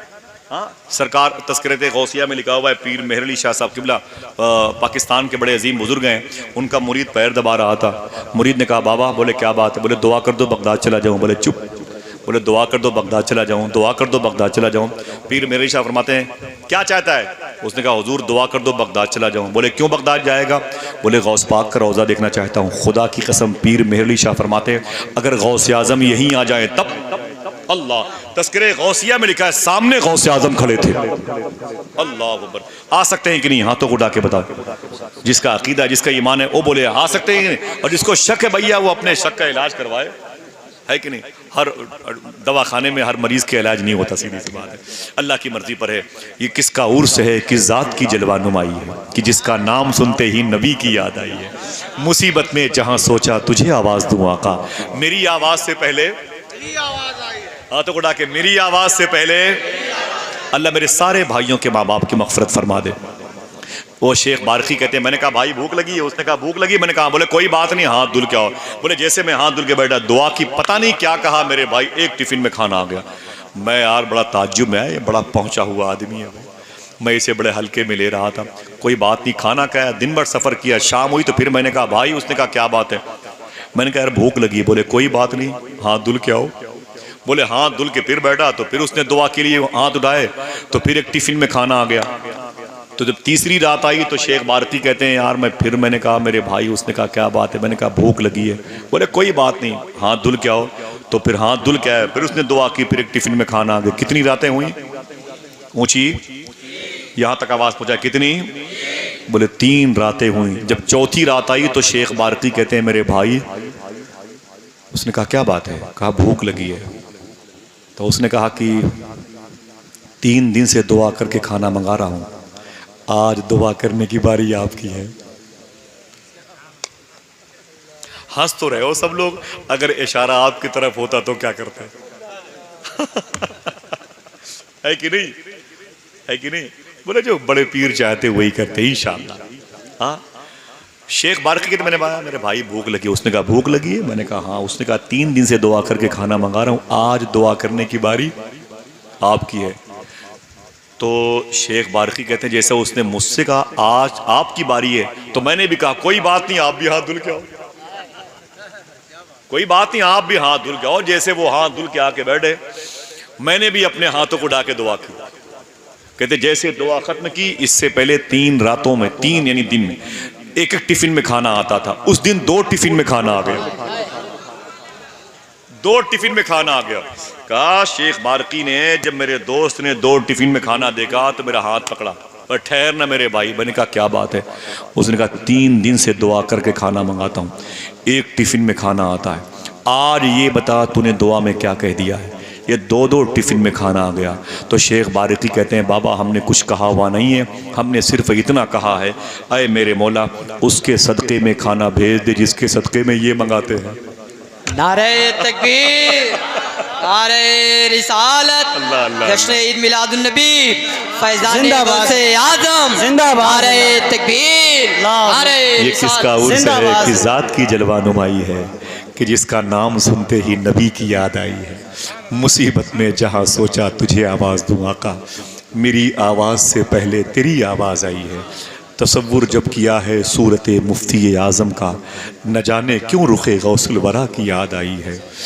वो अख्तर हाजिर दरबार है इस बार भी आका, हज़ारों बार जिसकी आपने बिगड़ी बनाई। मुसीबत में जहाँ सोचा तुझे आवाज़ दूँ आका, मेरी आवाज़ से पहले, मेरी आवाज़ से पहले पुकार के देखना कभी गौसे आज़म को।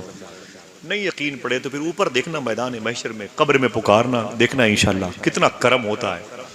इंशाअल्लाह बोलो, नहीं समझ में आएंगे आम इंसान को गौसे आज़म, जिसको गौस पाक चाहेंगे उसकी समझ में तो आएगा इंशाअल्लाह। जो हलाल खाएगा उसकी समझ में आएगा, जो गीबत से बचेगा उसकी समझ में आएगा, जिसने अपने घर से अपने आप को निकलने से पहले अपनी माँ के कदम चूमे हैं उसकी समझ में आएगा, जो मस्जिद से निकलने वाले बूढ़े नमाजियों की लाठियां गायब नहीं करता उसकी समझ में आएगा, जो कुरान पढ़ने वालों को मोहब्बत की निगाह से देखता है उसकी समझ में आएंगे गौसे आज़म। जरा मोहब्बत से बोलो लब्बैक या गौसे आज़म। फिर से बोले। शेख बारकी कहते हैं मेरा हाथ पकड़ा, मगर बोल तू किसके वसीले से तूने दुआ मांगी है? तो मैंने कहा मेरे भाई यार मैंने कुछ ना कहा, सिर्फ इतना कहा, अय मेरे मौला उसके सदक़े में खाना भेज दे जिसके सदक़े में 3 दिन से ये मंगाते हैं। बस इतना सुना तो वो हंसा बड़ी तेजी से, उनका जो दोस्त अजनबी। जब वो हंसा तो शेख बारकी ने उसका हाथ पकड़ा, ठहर मेरे भाई, ये बता तू 3 दिन से किसके वसीले से दुआ करके खाना मंगाता था? तो उसने क्या कहा, कोई खामोश ना रहे, उसने कहा सुने मेरे दोस्त, मैं किसी के वसीले से दुआ करके खाना नहीं मंगाता था, मैं सिर्फ इतना कहता था, अय मेरे मौला उसके सदक़े में खाना भेज दे जो 18-20 साल से गौस पाक के कुएं से पानी भर भर के गौस पाक के मेहमानों को पिलाता। नारे तकबीर, नारे रिसालत, जश्न ईद मिलादुन नबी, फैजान औलिया कॉन्फ्रेंस, उलमाए अहले सुन्नत, मसलके आला हजरत, करामाते गौसे आजम, नारे तकबीर, नारे रिसालत। मेरा इमाम कहता है तेरे खुदाम के आगे है एक बात जो और अख्ताब को मुश्किल है या गौस। अल्लाह अकबर।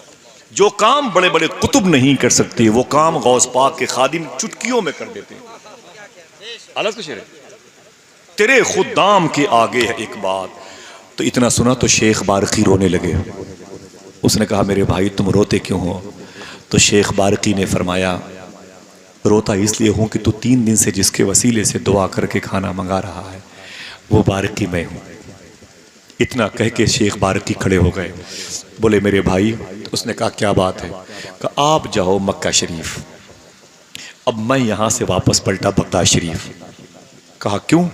कहा यार मैं क्या बताऊं, 18-20 साल हो गए थे मुझे गौस पाक के कुएं से पानी भर भर के गौस पाक के मेहमानों को पिलाते हुए।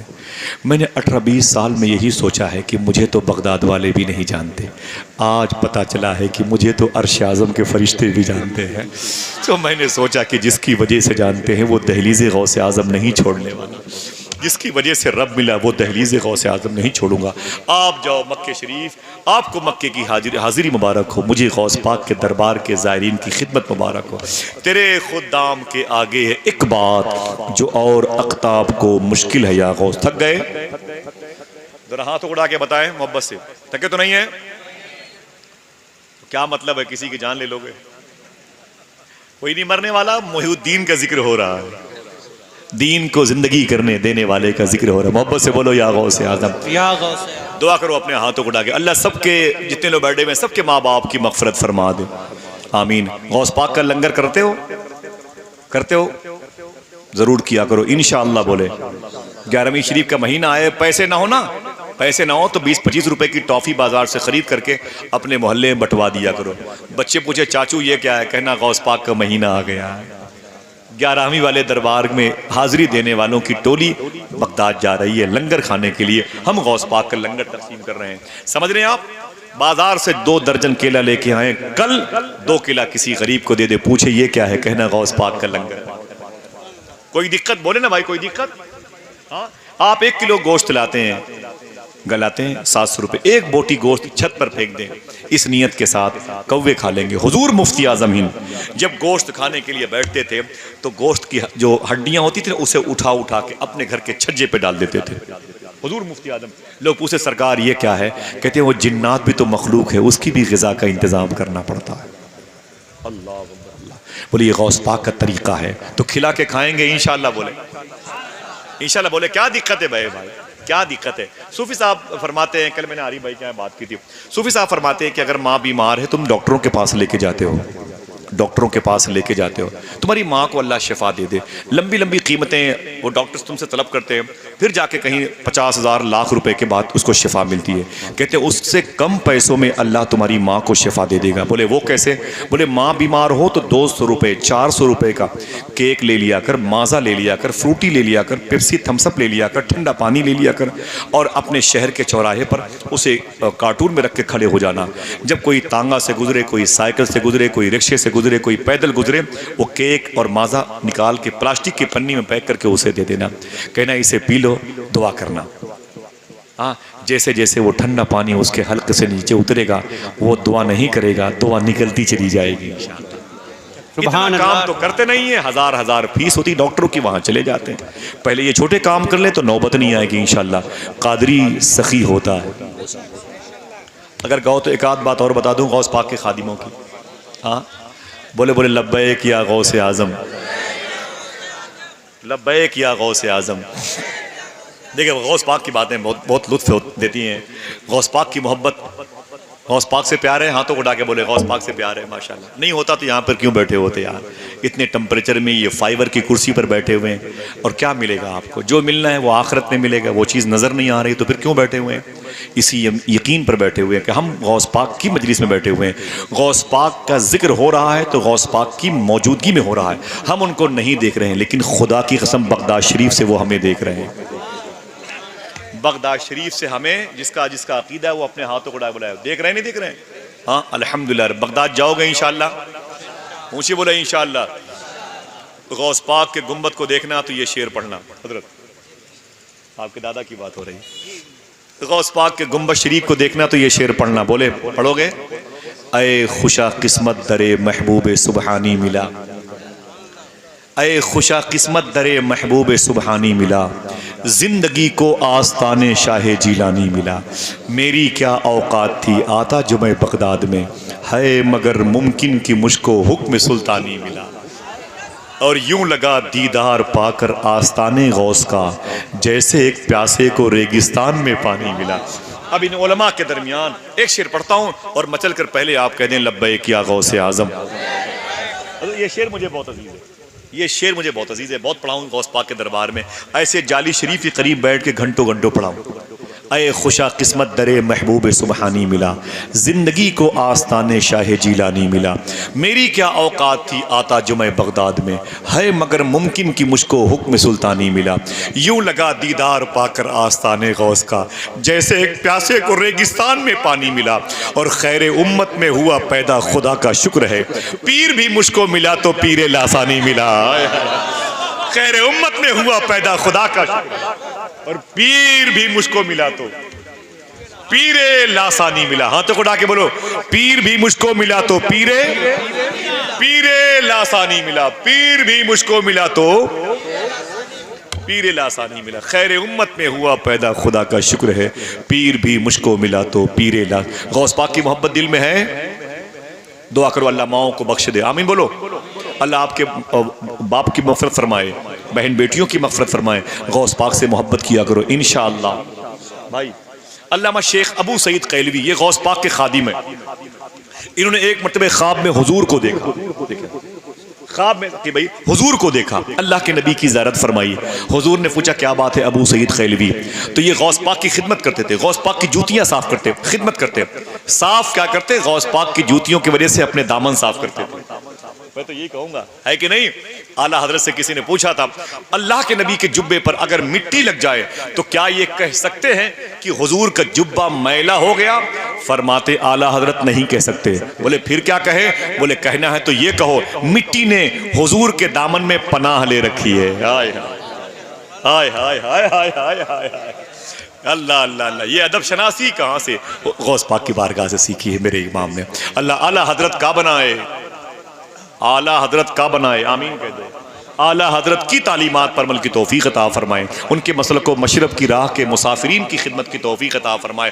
शेख अबू सईद कैली फरमाते, किताब घर पे रखी हुई है, फरमाते मैंने आका करीम सल्लल्लाहु अलैहि वसल्लम की ज़ियारत फरमाई। मैंने हुजूर से पूछा सरकार इतना बता दें, इतना बता दें, क्या मैदान महशर में मेरी बख्शिश यकीनी है? बड़ी बात है। शेख अबू सईद कैलवी फरमाते आका सिर्फ इतना बता दे, क्या मैदान महशर में मैं बख्श दिया जाऊंगा? खुदा की कसम हुजूर ने फरमाया अबू सईद सुन, हाथों को उठा के बोलिएगा इंशाल्लाह। जितने मेरे बुजुर्ग बैठे हुए दाएं बाएं जहां बैठे हुए, अल्लाह उनके कदम की बरकतें हमें अता फरमाए। खामोश मत रहिएगा, सच्ची बात है, मैं कह रहा हूं मैदान महशर में इसका मैं तन्हा जिम्मेदार हूं। कहते हैं कि मेरे आका ने फरमाया क्या बात है अबू सईद? तो अबू सईद कहते हैं मैंने कहा हुजूर आप मुझे इतना बता दे, क्या मैदान महशर में मैं बख्श दिया जाऊंगा? खुदा की कसम हुजूर ने फरमाया सुन अबू सईद, जिसके दिल में मेरे अब्दुल कादिर की मोहब्बत होगी जरूर बख्शा जाएगा। अल्लाह अकबर, अल्लाह अकबर, नारे तकबीर, नारे रिसालत, फैजान गौसे आदम मतलब के आला हजरत नारे रिसालत। किस काबिल है या गौस मगर तेरा करम कामिल है या गौस। मेरा इमाम कहता है जो तेरा नाम ले जाकिर है प्यारे, जो तेरा नाम ले जाकिर है प्यारे, तसव्वुर जो करे शागिल है या गौस। अल्लाह अकबर अल्लाह अकबर। ये हुजूर गौसे आजम की शान मुबारक है। बड़े अमीर थे। आप जिस घर में जाना चाहते हो ना, गौस पाक सरकार के कुत्तों के रहने के लिए इससे अच्छे अच्छे घर बने, जिसकी शान में कसीदे पढ़ने के लिए जमीन के सारे फकीहाने हरम की जबानें खुश्क हो जाएं, जो फरिश्तों का भी कुतुब हो उसे अब्दुल कादिर कहते हैं, जो जमीन के हर जर्रे का कुतुब हो जिसे कुतुबुल अर्द कहा जाता है उसका नाम अब्दुल कादिर जीलानी है, जो आसमान का कुतुब है उसे कुतुब समावात अब्दुल कादिर कहा जाता है। किसी ऐसे वैसे शख्स का नाम नहीं है। बड़े बड़े मनसब उज़्मा पर फाइज थे। ख्वाजा खिद्र से पूछो अब्दुल कादिर कौन थे, कहते हैं मैं आलम नासूत थे, इस दुनिया से निकला, हवा में उड़ता हुआ ऊपर जा रहा था। मैंने सोचा कि जहां से दुनिया खत्म है उसके और आगे जाऊंगा, उसके और आगे जाऊंगा। ये ख्वाजा खिद्र औलिया की पोस्टिंग करवाते हैं। इनका काम क्या है? जीएनपुर के कुतुब को उठाना, गोरखपुर में डाल देना, वहां के अब्दाल को उठाना और बस्ती ट्रांसफर करना, बस्ती के औतात को उठाना और उसे फैजाबाद छोड़ देना। ये ख्वाजा खिद्र बुजुर्गों की पोस्टिंग करवाते हैं। ये कहते हैं मैं हवा में उड़ता हुआ जा रहा था, मैंने देखा जहां से जमीन का सिस्टम खत्म होता है पानी ही पानी है, कोई मुल्क नहीं है। आखिरी जजीरे पर, आखिरी टापू पर एक आदमी चादर ओढ़ के लेटा हुआ था।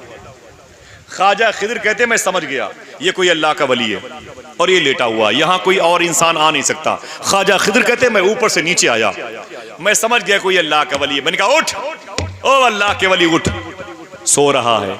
अगर तू वली है तो अपना मर्तबा अल्लाह अल्लाह कह के बढ़ा ले, सोने का वक्त नहीं है।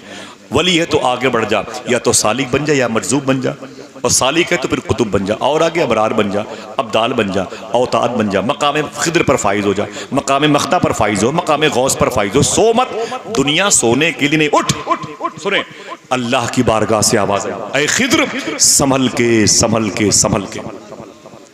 ख्वाजा खिद्र कहते हैं ऐ मेरे मौला ये कौन है?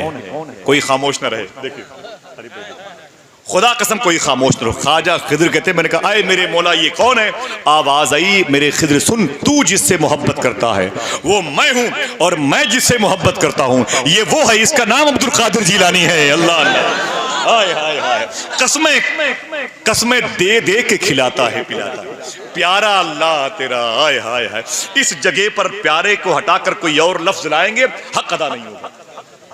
प्यारा अल्लाह तेरा, चाहने वाला तेरा। आय हाय, तासीरे कलामे आला हजरत जिंदाबाद। हाथों को उठा के बोलो तासीरे कलामे आला हजरत, जोर से बोलो तासीरे कलामे आला हजरत। गौस पाक की बड़ी शान है। उनके खादिम के, उनके दरबार में मुरीद होने वाले वाक़े मुझे दोस्तों ने कहा कैसे भाई इसको बयान कर दी गया, तो सुन लें उसके बाद इजाजत दीजिएगा। ठीक है इंशाल्लाह। अब तो खुश हो जाओ यार, आखिरी मोड़ पर हो, खुश हो जाओ, स्कूल में छुट्टी होने वाली है। हाँ कोई स्कूल की घंटी बजा दे, ये बच्चे मुस्कुराना चाहते, सुभान अल्लाह। लेकिन नहीं, आपको मैं छोड़ भी दूंगा तब भी आप यही कहोगे कि काश गौस पाक की थोड़ी सी बातें और सुनने को मिल जाती। आपके चेहरे बता रहे हैं आपके दिलों में गौस पाक की मोहब्बत है। बिला वजह नहीं बैठे, ना आपको चाय चाहिए, ना आपको पेप्सी चाहिए, ना ठंडा चाहिए, ना कोई शीरनी चाहिए। अल्लाह ने आपको गौस पाक की मोहब्बत दी है, बड़ी बात है। अल्लाह इसके सदक़े में आपके माँ बाप की मग़फ़िरत फरमा दे। बहुत बहुत मुबारक हो। मैंने सोचा भी नहीं था इतनी गर्मी में इतने लोग बैठे होंगे। बहुत बहुत मुबारक हो। बड़ा थका हुआ, टूटा हुआ, पिटा हुआ इंसान हो, रोज़ाना ऐसी रातें कहीं ना कहीं कुत्तों के तरीके से भूख भूख के गुजारता हूँ। एक बात सुने हुजूर गौस पाक की, सुभान अल्लाह कह दे। हुजूर गौस पाक की बारगाह में एक शख्स आया और उसने कहा या शेखी मैं आपका मुरीद बनना चाहता हूँ। हुजूर गौस पाक सरकार फरमाते हैं कोई बात नहीं। गौस पाक ने अपना हाथ आगे बढ़ाया, उसने भी अपना बढ़ाया, फिर उसने खींच लिया। गौस पाक फरमाते क्या बात है, मुरीद नहीं होगा? उसने कहा होगा लेकिन एक शर्त है। कहा क्या? कहा पहले मेरी दो बातें मान ले। गौस पाक फरमाते तेरी दो बातें क्या है? तो उसने कहा मेरी दो बातें ये हैं कि मैं चोरी करता हूँ, आपसे मुरीद होने के बाद भी चोरी बंद नहीं करूँगा। जो लोग ये काम करते हैं वो सोचते होंगे जुआड़ लगेगा, आज कुछ न कुछ रास्ता निकलेगा। वो कल जामिया अशरफिया के दारुल इफ्ता से क्या हो ये तो बात की बात, आज लेकिन कोई न कोई इंतज़ाम होगा। सुने गौस पाक फरमाते क्या, मैं चोरी करता हूँ, मुरीद भी होऊंगा, चोरी भी बंद नहीं करूँगा। दूसरी शर्त ये कि मैं नमाज की पाबंदी नहीं करता, और मुरीद हो जाऊंगा, नमाज की पाबंदी भी नहीं करूंगा। गौस पाक फरमाते हैं तुझे मैं मुरीद नहीं करूंगा, तेरी दोनों शर्तें शरीयत मुस्तफ़ी के खिलाफ है कि नहीं भाई? उसने कहा हुजूर मुरीद कर लीजिए, कहा नहीं करूंगा। कहा हुजूर दो ही तो शर्तें हैं, कहा शरीयत के खिलाफ हैं। उसने कहा बड़े बड़े जानी को, बड़े बड़े चोर उचक्के को, बड़े बड़े बियर बार के ठेकेदार को आपने अपने दामन में जगह दी है, उसे वली बना लिया। आप ही तो हैं तो एक दिन कीमती जुब्बा पहन के बगदाद की मंडी में जा रहे थे, लाखों रुपए का जुब्बा था। ऐ मेरे शेख आप ही तो हैं जब बगदाद की मंडी में गुजर रहे थे, एक चोर ने देखा, नीयत ख़राब हो गई, गली में छुप के खड़ा हो गया। गौस पाक बाजार गए हैं, वापस इसी गली से गुजरेंगे, जैसे आगे बढ़ेंगे पीछे से जाकर के जुब्बा शरीफ पकड़ के खींच के भाग जाऊंगा।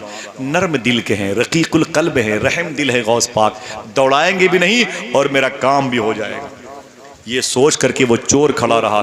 जैसे गौस पाक आप पलटे, उसने आपके जुब्बे को पकड़ा, दामन पकड़ के खींचना चाहा। गौस पाक फरमाते ऐ मेरे मौला, इसने अब्दुल कादिर का दामन थाम लिया, छूटने मत देना। हाय हाय हाय। फरमाते शेखी उसे अपने दामन में ले ली, रब का दोस्त बना दिया। बड़े बड़े वांटेड लोगों को आपने दामन में लिया, रब के हवाले किया। एक और सही, फरमाते तेरी शर्तें शरा के खिलाफ हैं। वो कहता है आपको आपकी माँ मखदूमा का वास्ता, कबूल कर लें। फरमाते हैं गौस पाक कबूल तो कर लूँगा, लेकिन तेरी दो शर्तें मुझे कबूल नहीं है। कबूल कर लूँगा लेकिन एक शर्त मेरी भी है। उसने कहा एक शर्त? अरे मेरी ये दो मान ले, मैं आपकी हज़ारों मान लूँगा। फरमाया तेरी दो तो नहीं मानूंगा, लेकिन तू एक मान ले, तुझे मुरीद कर लूँगा। एक मान ले, तुझे मुरीद कर लूँगा। उसने कहा हुजूर 1000 मान लूँगा, बस मुरीद कर लीजिए। गौस पाक फरमाते तू मेरी एक नहीं झेल पाएगा।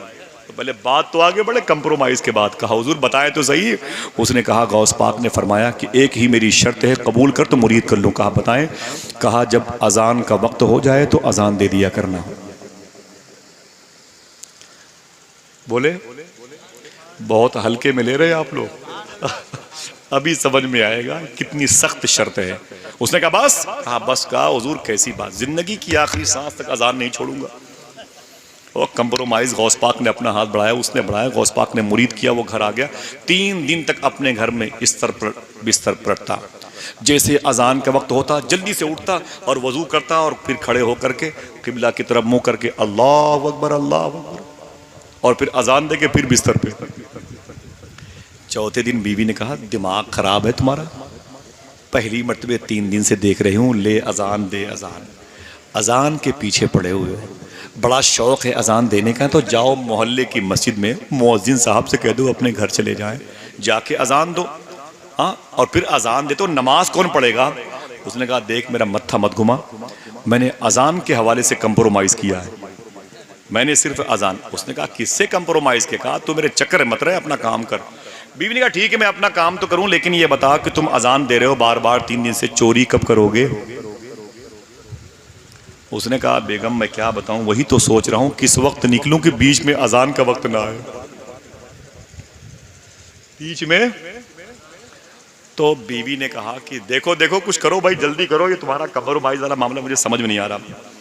उसने सोचा कि आज रात में निकलूंगा, बाकुबा इलाके में एक बहुत अमीर आदमी है, ऐशा की अजान दे के निकलूंगा और फजर तक 8-9 घंटे का टाइम रहता है, तब तक तो अपना काम हो जाएगा। यही सोच के निकला, एक बड़े अमीर आदमी की बिल्डिंग के पीछे चला गया, वो महल के पीछे, और उसने रस्सी फेंकी और दीवार फलांग करके उसके आंगन में उतरा। जब आंगन में उतरा तो उसको पता था माल कहाँ रखा हुआ है। वो चुपके गया और ख़जाने वाले कमरे के अंदर चला गया, अंदर से बंद किया, शमा चिराग जलाया, देखा तो सोने चांदी सिक्के चांदी के पैसे और सब रखे हुए थे। उसने उठा के अपने बोरे में भरना शुरू कर दिया, सारे जेवरात। भाई जेवर है, कोई कपड़े का थान तो है नहीं, कारी साहब उठा के यूं फेंक दिया आपके जैसे, है कि नहीं? अब जेवरात मामूली नाजुक है तो उसको उठा के यूं रखना पड़ा, बहुत टाइम लगता चला गया, बहुत ज़्यादा जेवरात हो गए, ज़्यादा हो गए, चिराग बुझा दिया, यूं बोरे का मुंह पकड़ा और उसे कंधे पे रखा। जैसे उस कमरे से निकल के आंगन में याद आया, उसे याद आया यार फजर की अजान का वक्त हो गया है। उसने वो बोरा वहीं रखा, उसी के आंगन में जहां चोरी करने गया, और समझ रहे हैं आप? उसी के आंगन में उसने शुरू अल्लाह अकबर, जैसे ही अजान पढ़ के उसने दुआ की, देखा तो पूरा घर जाग गया था। और वही तो किया था उसने, हाँ, पूरा घर देखा कि पूरा घर जाग गया। उससे जल्दी से 2 रकात की नियत, समझ रहे हैं आप? जल्दी से उसने 2 रकात की नियत करके अपने हाथों को बांध लिया। सोचा कि जब तक मैं 2 रकात पढ़ूंगा ये वजूज़ू करके अपने अपने कमरे में चले जाएंगे। जैसे ये सलाम फेरा, पीछे से आवाज आई, हुजूर तकबीर कहूं? पीछे मुड़ के देखा, बोले दिमाग मत खराब करो। देखा तो पूरी सफ लगी हुई थी, घर के मालिक, उसके बच्चे, उसके नौकर, सब। हुजूर तकबीर कहूं? बोले दिमाग मत खराब करो। बोले क्या बात है हुजूर, आप नाराज हो गए? बोले तकबीर कहूं? बोले यार तुम भी लोग भी मेरे पीछे पड़ गए। मैं तो किसी शख्स से कंप्रोमाइज की बुनियाद पर मैंने अजान दी। मैं बेवकूफ़ आदमी अजान दूं? हाँ, मैंने सिर्फ एक वादा वफा किया। मैं चोर आदमी यार, थोड़ा यार तुम बस पकाओ मत मुझको, मैं बहुत परेशान हूँ, मैं फंस गया हूँ यार अजान दे करके आज। खुदा की कसम। वो बोले हुजूर कैसी बातें करते हो, तकबीर कहूं? वो उससे बहस चल रही थी उसकी। उधर गौसे आजम अपनी खानकाह बाबू शेख में मुस्कुराने लगे। तो खादिमों ने कहा हुजूर रात के इतनी देर में मुस्कुराने की वजह क्या है? गौसे आजम फरमाते हैं फंस गया है। क्या फरमाया? ऊंची बोले जैसे कुछ लोग यहाँ भी फंसे हुए हैं, लेकिन अल्लाह सब की मोहब्बतों को सलामत रखे। बोले फंस गया। बोले हुजूर कौन? बोले वो 2 शर्त लेके आया था, बहुत उछल रहा था, उसकी दोनों शर्तें उधर पड़ी हुई हैं। मैं उसकी 2 शर्तें उधर पड़ी हुई, एक मेरी मान के फंस गया है। कहते लोग कहते हैं अजान बला को दूर करती है, अजान दो बला भाग जाती है। वो अजान दिया, बला में फंस गया। लोग अजान देते हैं निकल जाते हैं, और वो अजान दे के फंस गया, अजान दे के फंस गया। हुजूर अगर फंस गया है तो निकाल ले। बोले निकलेगा, अभी तो फंसा हुआ है। उधर ये बहस चली थी। हुजूर तकबीर कहूं? बोले यार अजीब आदमी, मैं चोर आदमी। बोले कैसी बातें करते हो, तकबीर कहूं? खुदा की कसम गौस पाक सरकार का फैज़ान देखो। एक शख्स ने कहा कि हुजूर सूरज निकल आएगा बहस और मुबाहिसे में, आप चोर हैं, आप ये हैं वो हैं, कैसी बातें करते हैं, कैसी बातें करते हैं। तकबीर कहूं? वरना सूरज निकल आएगा, फजर की अजान दी है तो नमाज नहीं पढ़ेंगे, दिक्कत हो जाएगी। झिल्ला के बोला हाँ हाँ तकबीर कहो, कहो तकबीर। चोर ने इमामत फरमाई, सुभान अल्लाह। फिर भी दिल कहता है काश हम जैसे लोग उसके मुक्तदी होते। दिल कहता है, खुदा की कसम दिल कहता है। हाय हाय। उसने इमामत फरमाई, सलाम फेरा तो घर के सारे लोग उसके पाँव से लिपट गए। कोई कदमों को चूमता, कोई हाथों को चूमता, कोई आंखों को चूमता। उस लोगों ने कहा कि हुजूर आप मेरे घर में आए, बहुत बहुत शुक्रिया। वो झिल्ला के बोला मैं हाथ जोड़ता हूँ, मैं हुजूर नहीं, इमामत तो मेरी मजबूरी है, मैं चोर हूँ चोर। लोगों ने कहा हुजूर कैसी बातें करते हो? कहा आओ आओ आओ आओ। सबको लेके गया बोरे के पास। कहा देखो ये बोरे में जेवरात तुम्हारे घर के हैं कि नहीं है, तुम्हारे घर के जेवरात हैं कि, खुली हुई मैं बात करता हूँ, सबूत देता हूँ, इसमें तुम्हारे घर के जेवरात हैं कि नहीं है। इतना सुना तो घर के लोगों ने कहा हाँ जेवरात तो मेरे घर के हैं। कहा इसे मैंने चुराया कि नहीं? कहा आप ही ने चुराया है। कहा फिर भी तुम मुझे हुजूर कहते हो। घर के लोग भी बड़े अदब शनास थे। बोले हुजूर कुछ भी हो जाए, आपने अपनी चोरी, अपनी विलायत पर चोरी का पर्दा डाल रखा है ताकि दुनिया आपको वली ना कहे, चोर ही चोर कहे। आप हम लोगों को बेवकूफ़ समझते? आप मेरे घर में आए, बरकत ही बरकत है। आपने मेरे घर में कदम रखा, बरकत ही बरकत है। हुजूर आपके पैरों का धोवन घर के दरो दीवार पे छिड़कने का दिल कह रहा है। उसने फिर कहा यार मैंने कह दिया कि मैं चोर हूँ। घर के लोगों ने कहा चिल्ला के हुजूर बार बार कहे जा रहे हैं मैं चोर हूँ, सिर्फ इतना बता दें क्या चोर अगर किसी घर में चोरी करता है तो चोरी करने के बाद अजान भी देता है? उसने कहा अजान तो मैंने यार वो सैयदना शेख की कंप्रोमाइज की बुनियाद पर दिया है। वहाँ लोग बोले आप कुछ भी कह लें, आप अल्लाह के वली हैं, आप अल्लाह के दोस्त हैं, आप अल्लाह के मकबूल बंदे हैं। गौस पाक ने आपको बड़ी बुलंदियाँ अता फरमाई हैं। गौस पाक ने अपने दामन में लेके हुजूर के दामन तक पहुँचाया है। आप चोर चोर मत कहें, आप तो मेरे गुनाहों को कम कराने वाले हैं, मेरे घर की बलाओं को, नहूसत को, बेबरकती को दूर करने वाले हैं। खुदा की कसम इतना सुना तो चीख पड़ा वो, और चीख करके खड़ा हुआ और अपने हाथ दोनों जोड़े और गौस पाक के मोहल्ले की तरफ देख के खड़े होकर बोला, ऐसे बोला मान गया शेख अब्दुल कादिर मान गया। हाय हाय हाय। बोले मान गया शेख अब्दुल कादिर मान गया। एक दिन फजर की नमाज पढ़ी है तो इतने लोगों ने मेरा एहतराम किया है, अगर मुस्तकिल नमाज की पाबंदी करूंगा पूरा शहर मेरा एहतराम करेगा। अल्लाह अल्लाह अल्लाह अल्लाह। ये किसका उर्स है, किस ज़ात की जलवा नुमाई है कि जिसका नाम सुनते ही नबी की याद आई है। मुसीबत में जहाँ सोचा तुझे आवाज़ दूँ आका, मेरी आवाज़ से पहले, हाथों को डाके, मेरी आवाज़ से पहले। इसी टॉपिक पर इंशाल्लाह अगर मैं बात शुरू करूं फिर किसी मौके पर तो उसमें 1.5-2 घंटे तो और हो जाएंगे। फिर किसी मौके पर मुलाकात हो। दुआ करें कि हिंदुस्तान के हालात अच्छे हों और यूक्रेन और रूस के दरमियान जो इख्तलाफात हैं अल्लाह उनके दरमियान मोहब्बत दे, कानपुर वालों के दिलों में मोहब्बत दे और हिंदू मुस्लिम फसाद की जड़ें जो मजबूत हो गई हैं अल्लाह उसे कमज़ोर कर दे, भाईचारगी की फ़ज़ा कायम हो। पूरे हिंदुस्तान में हुजूर गरीब नवाज़ के मिशन को अल्लाह खूब आम फरमाए। इजाज़त दें। अस्सलामु अलैकुम व रहमतुल्लाहि व बरकातुहू।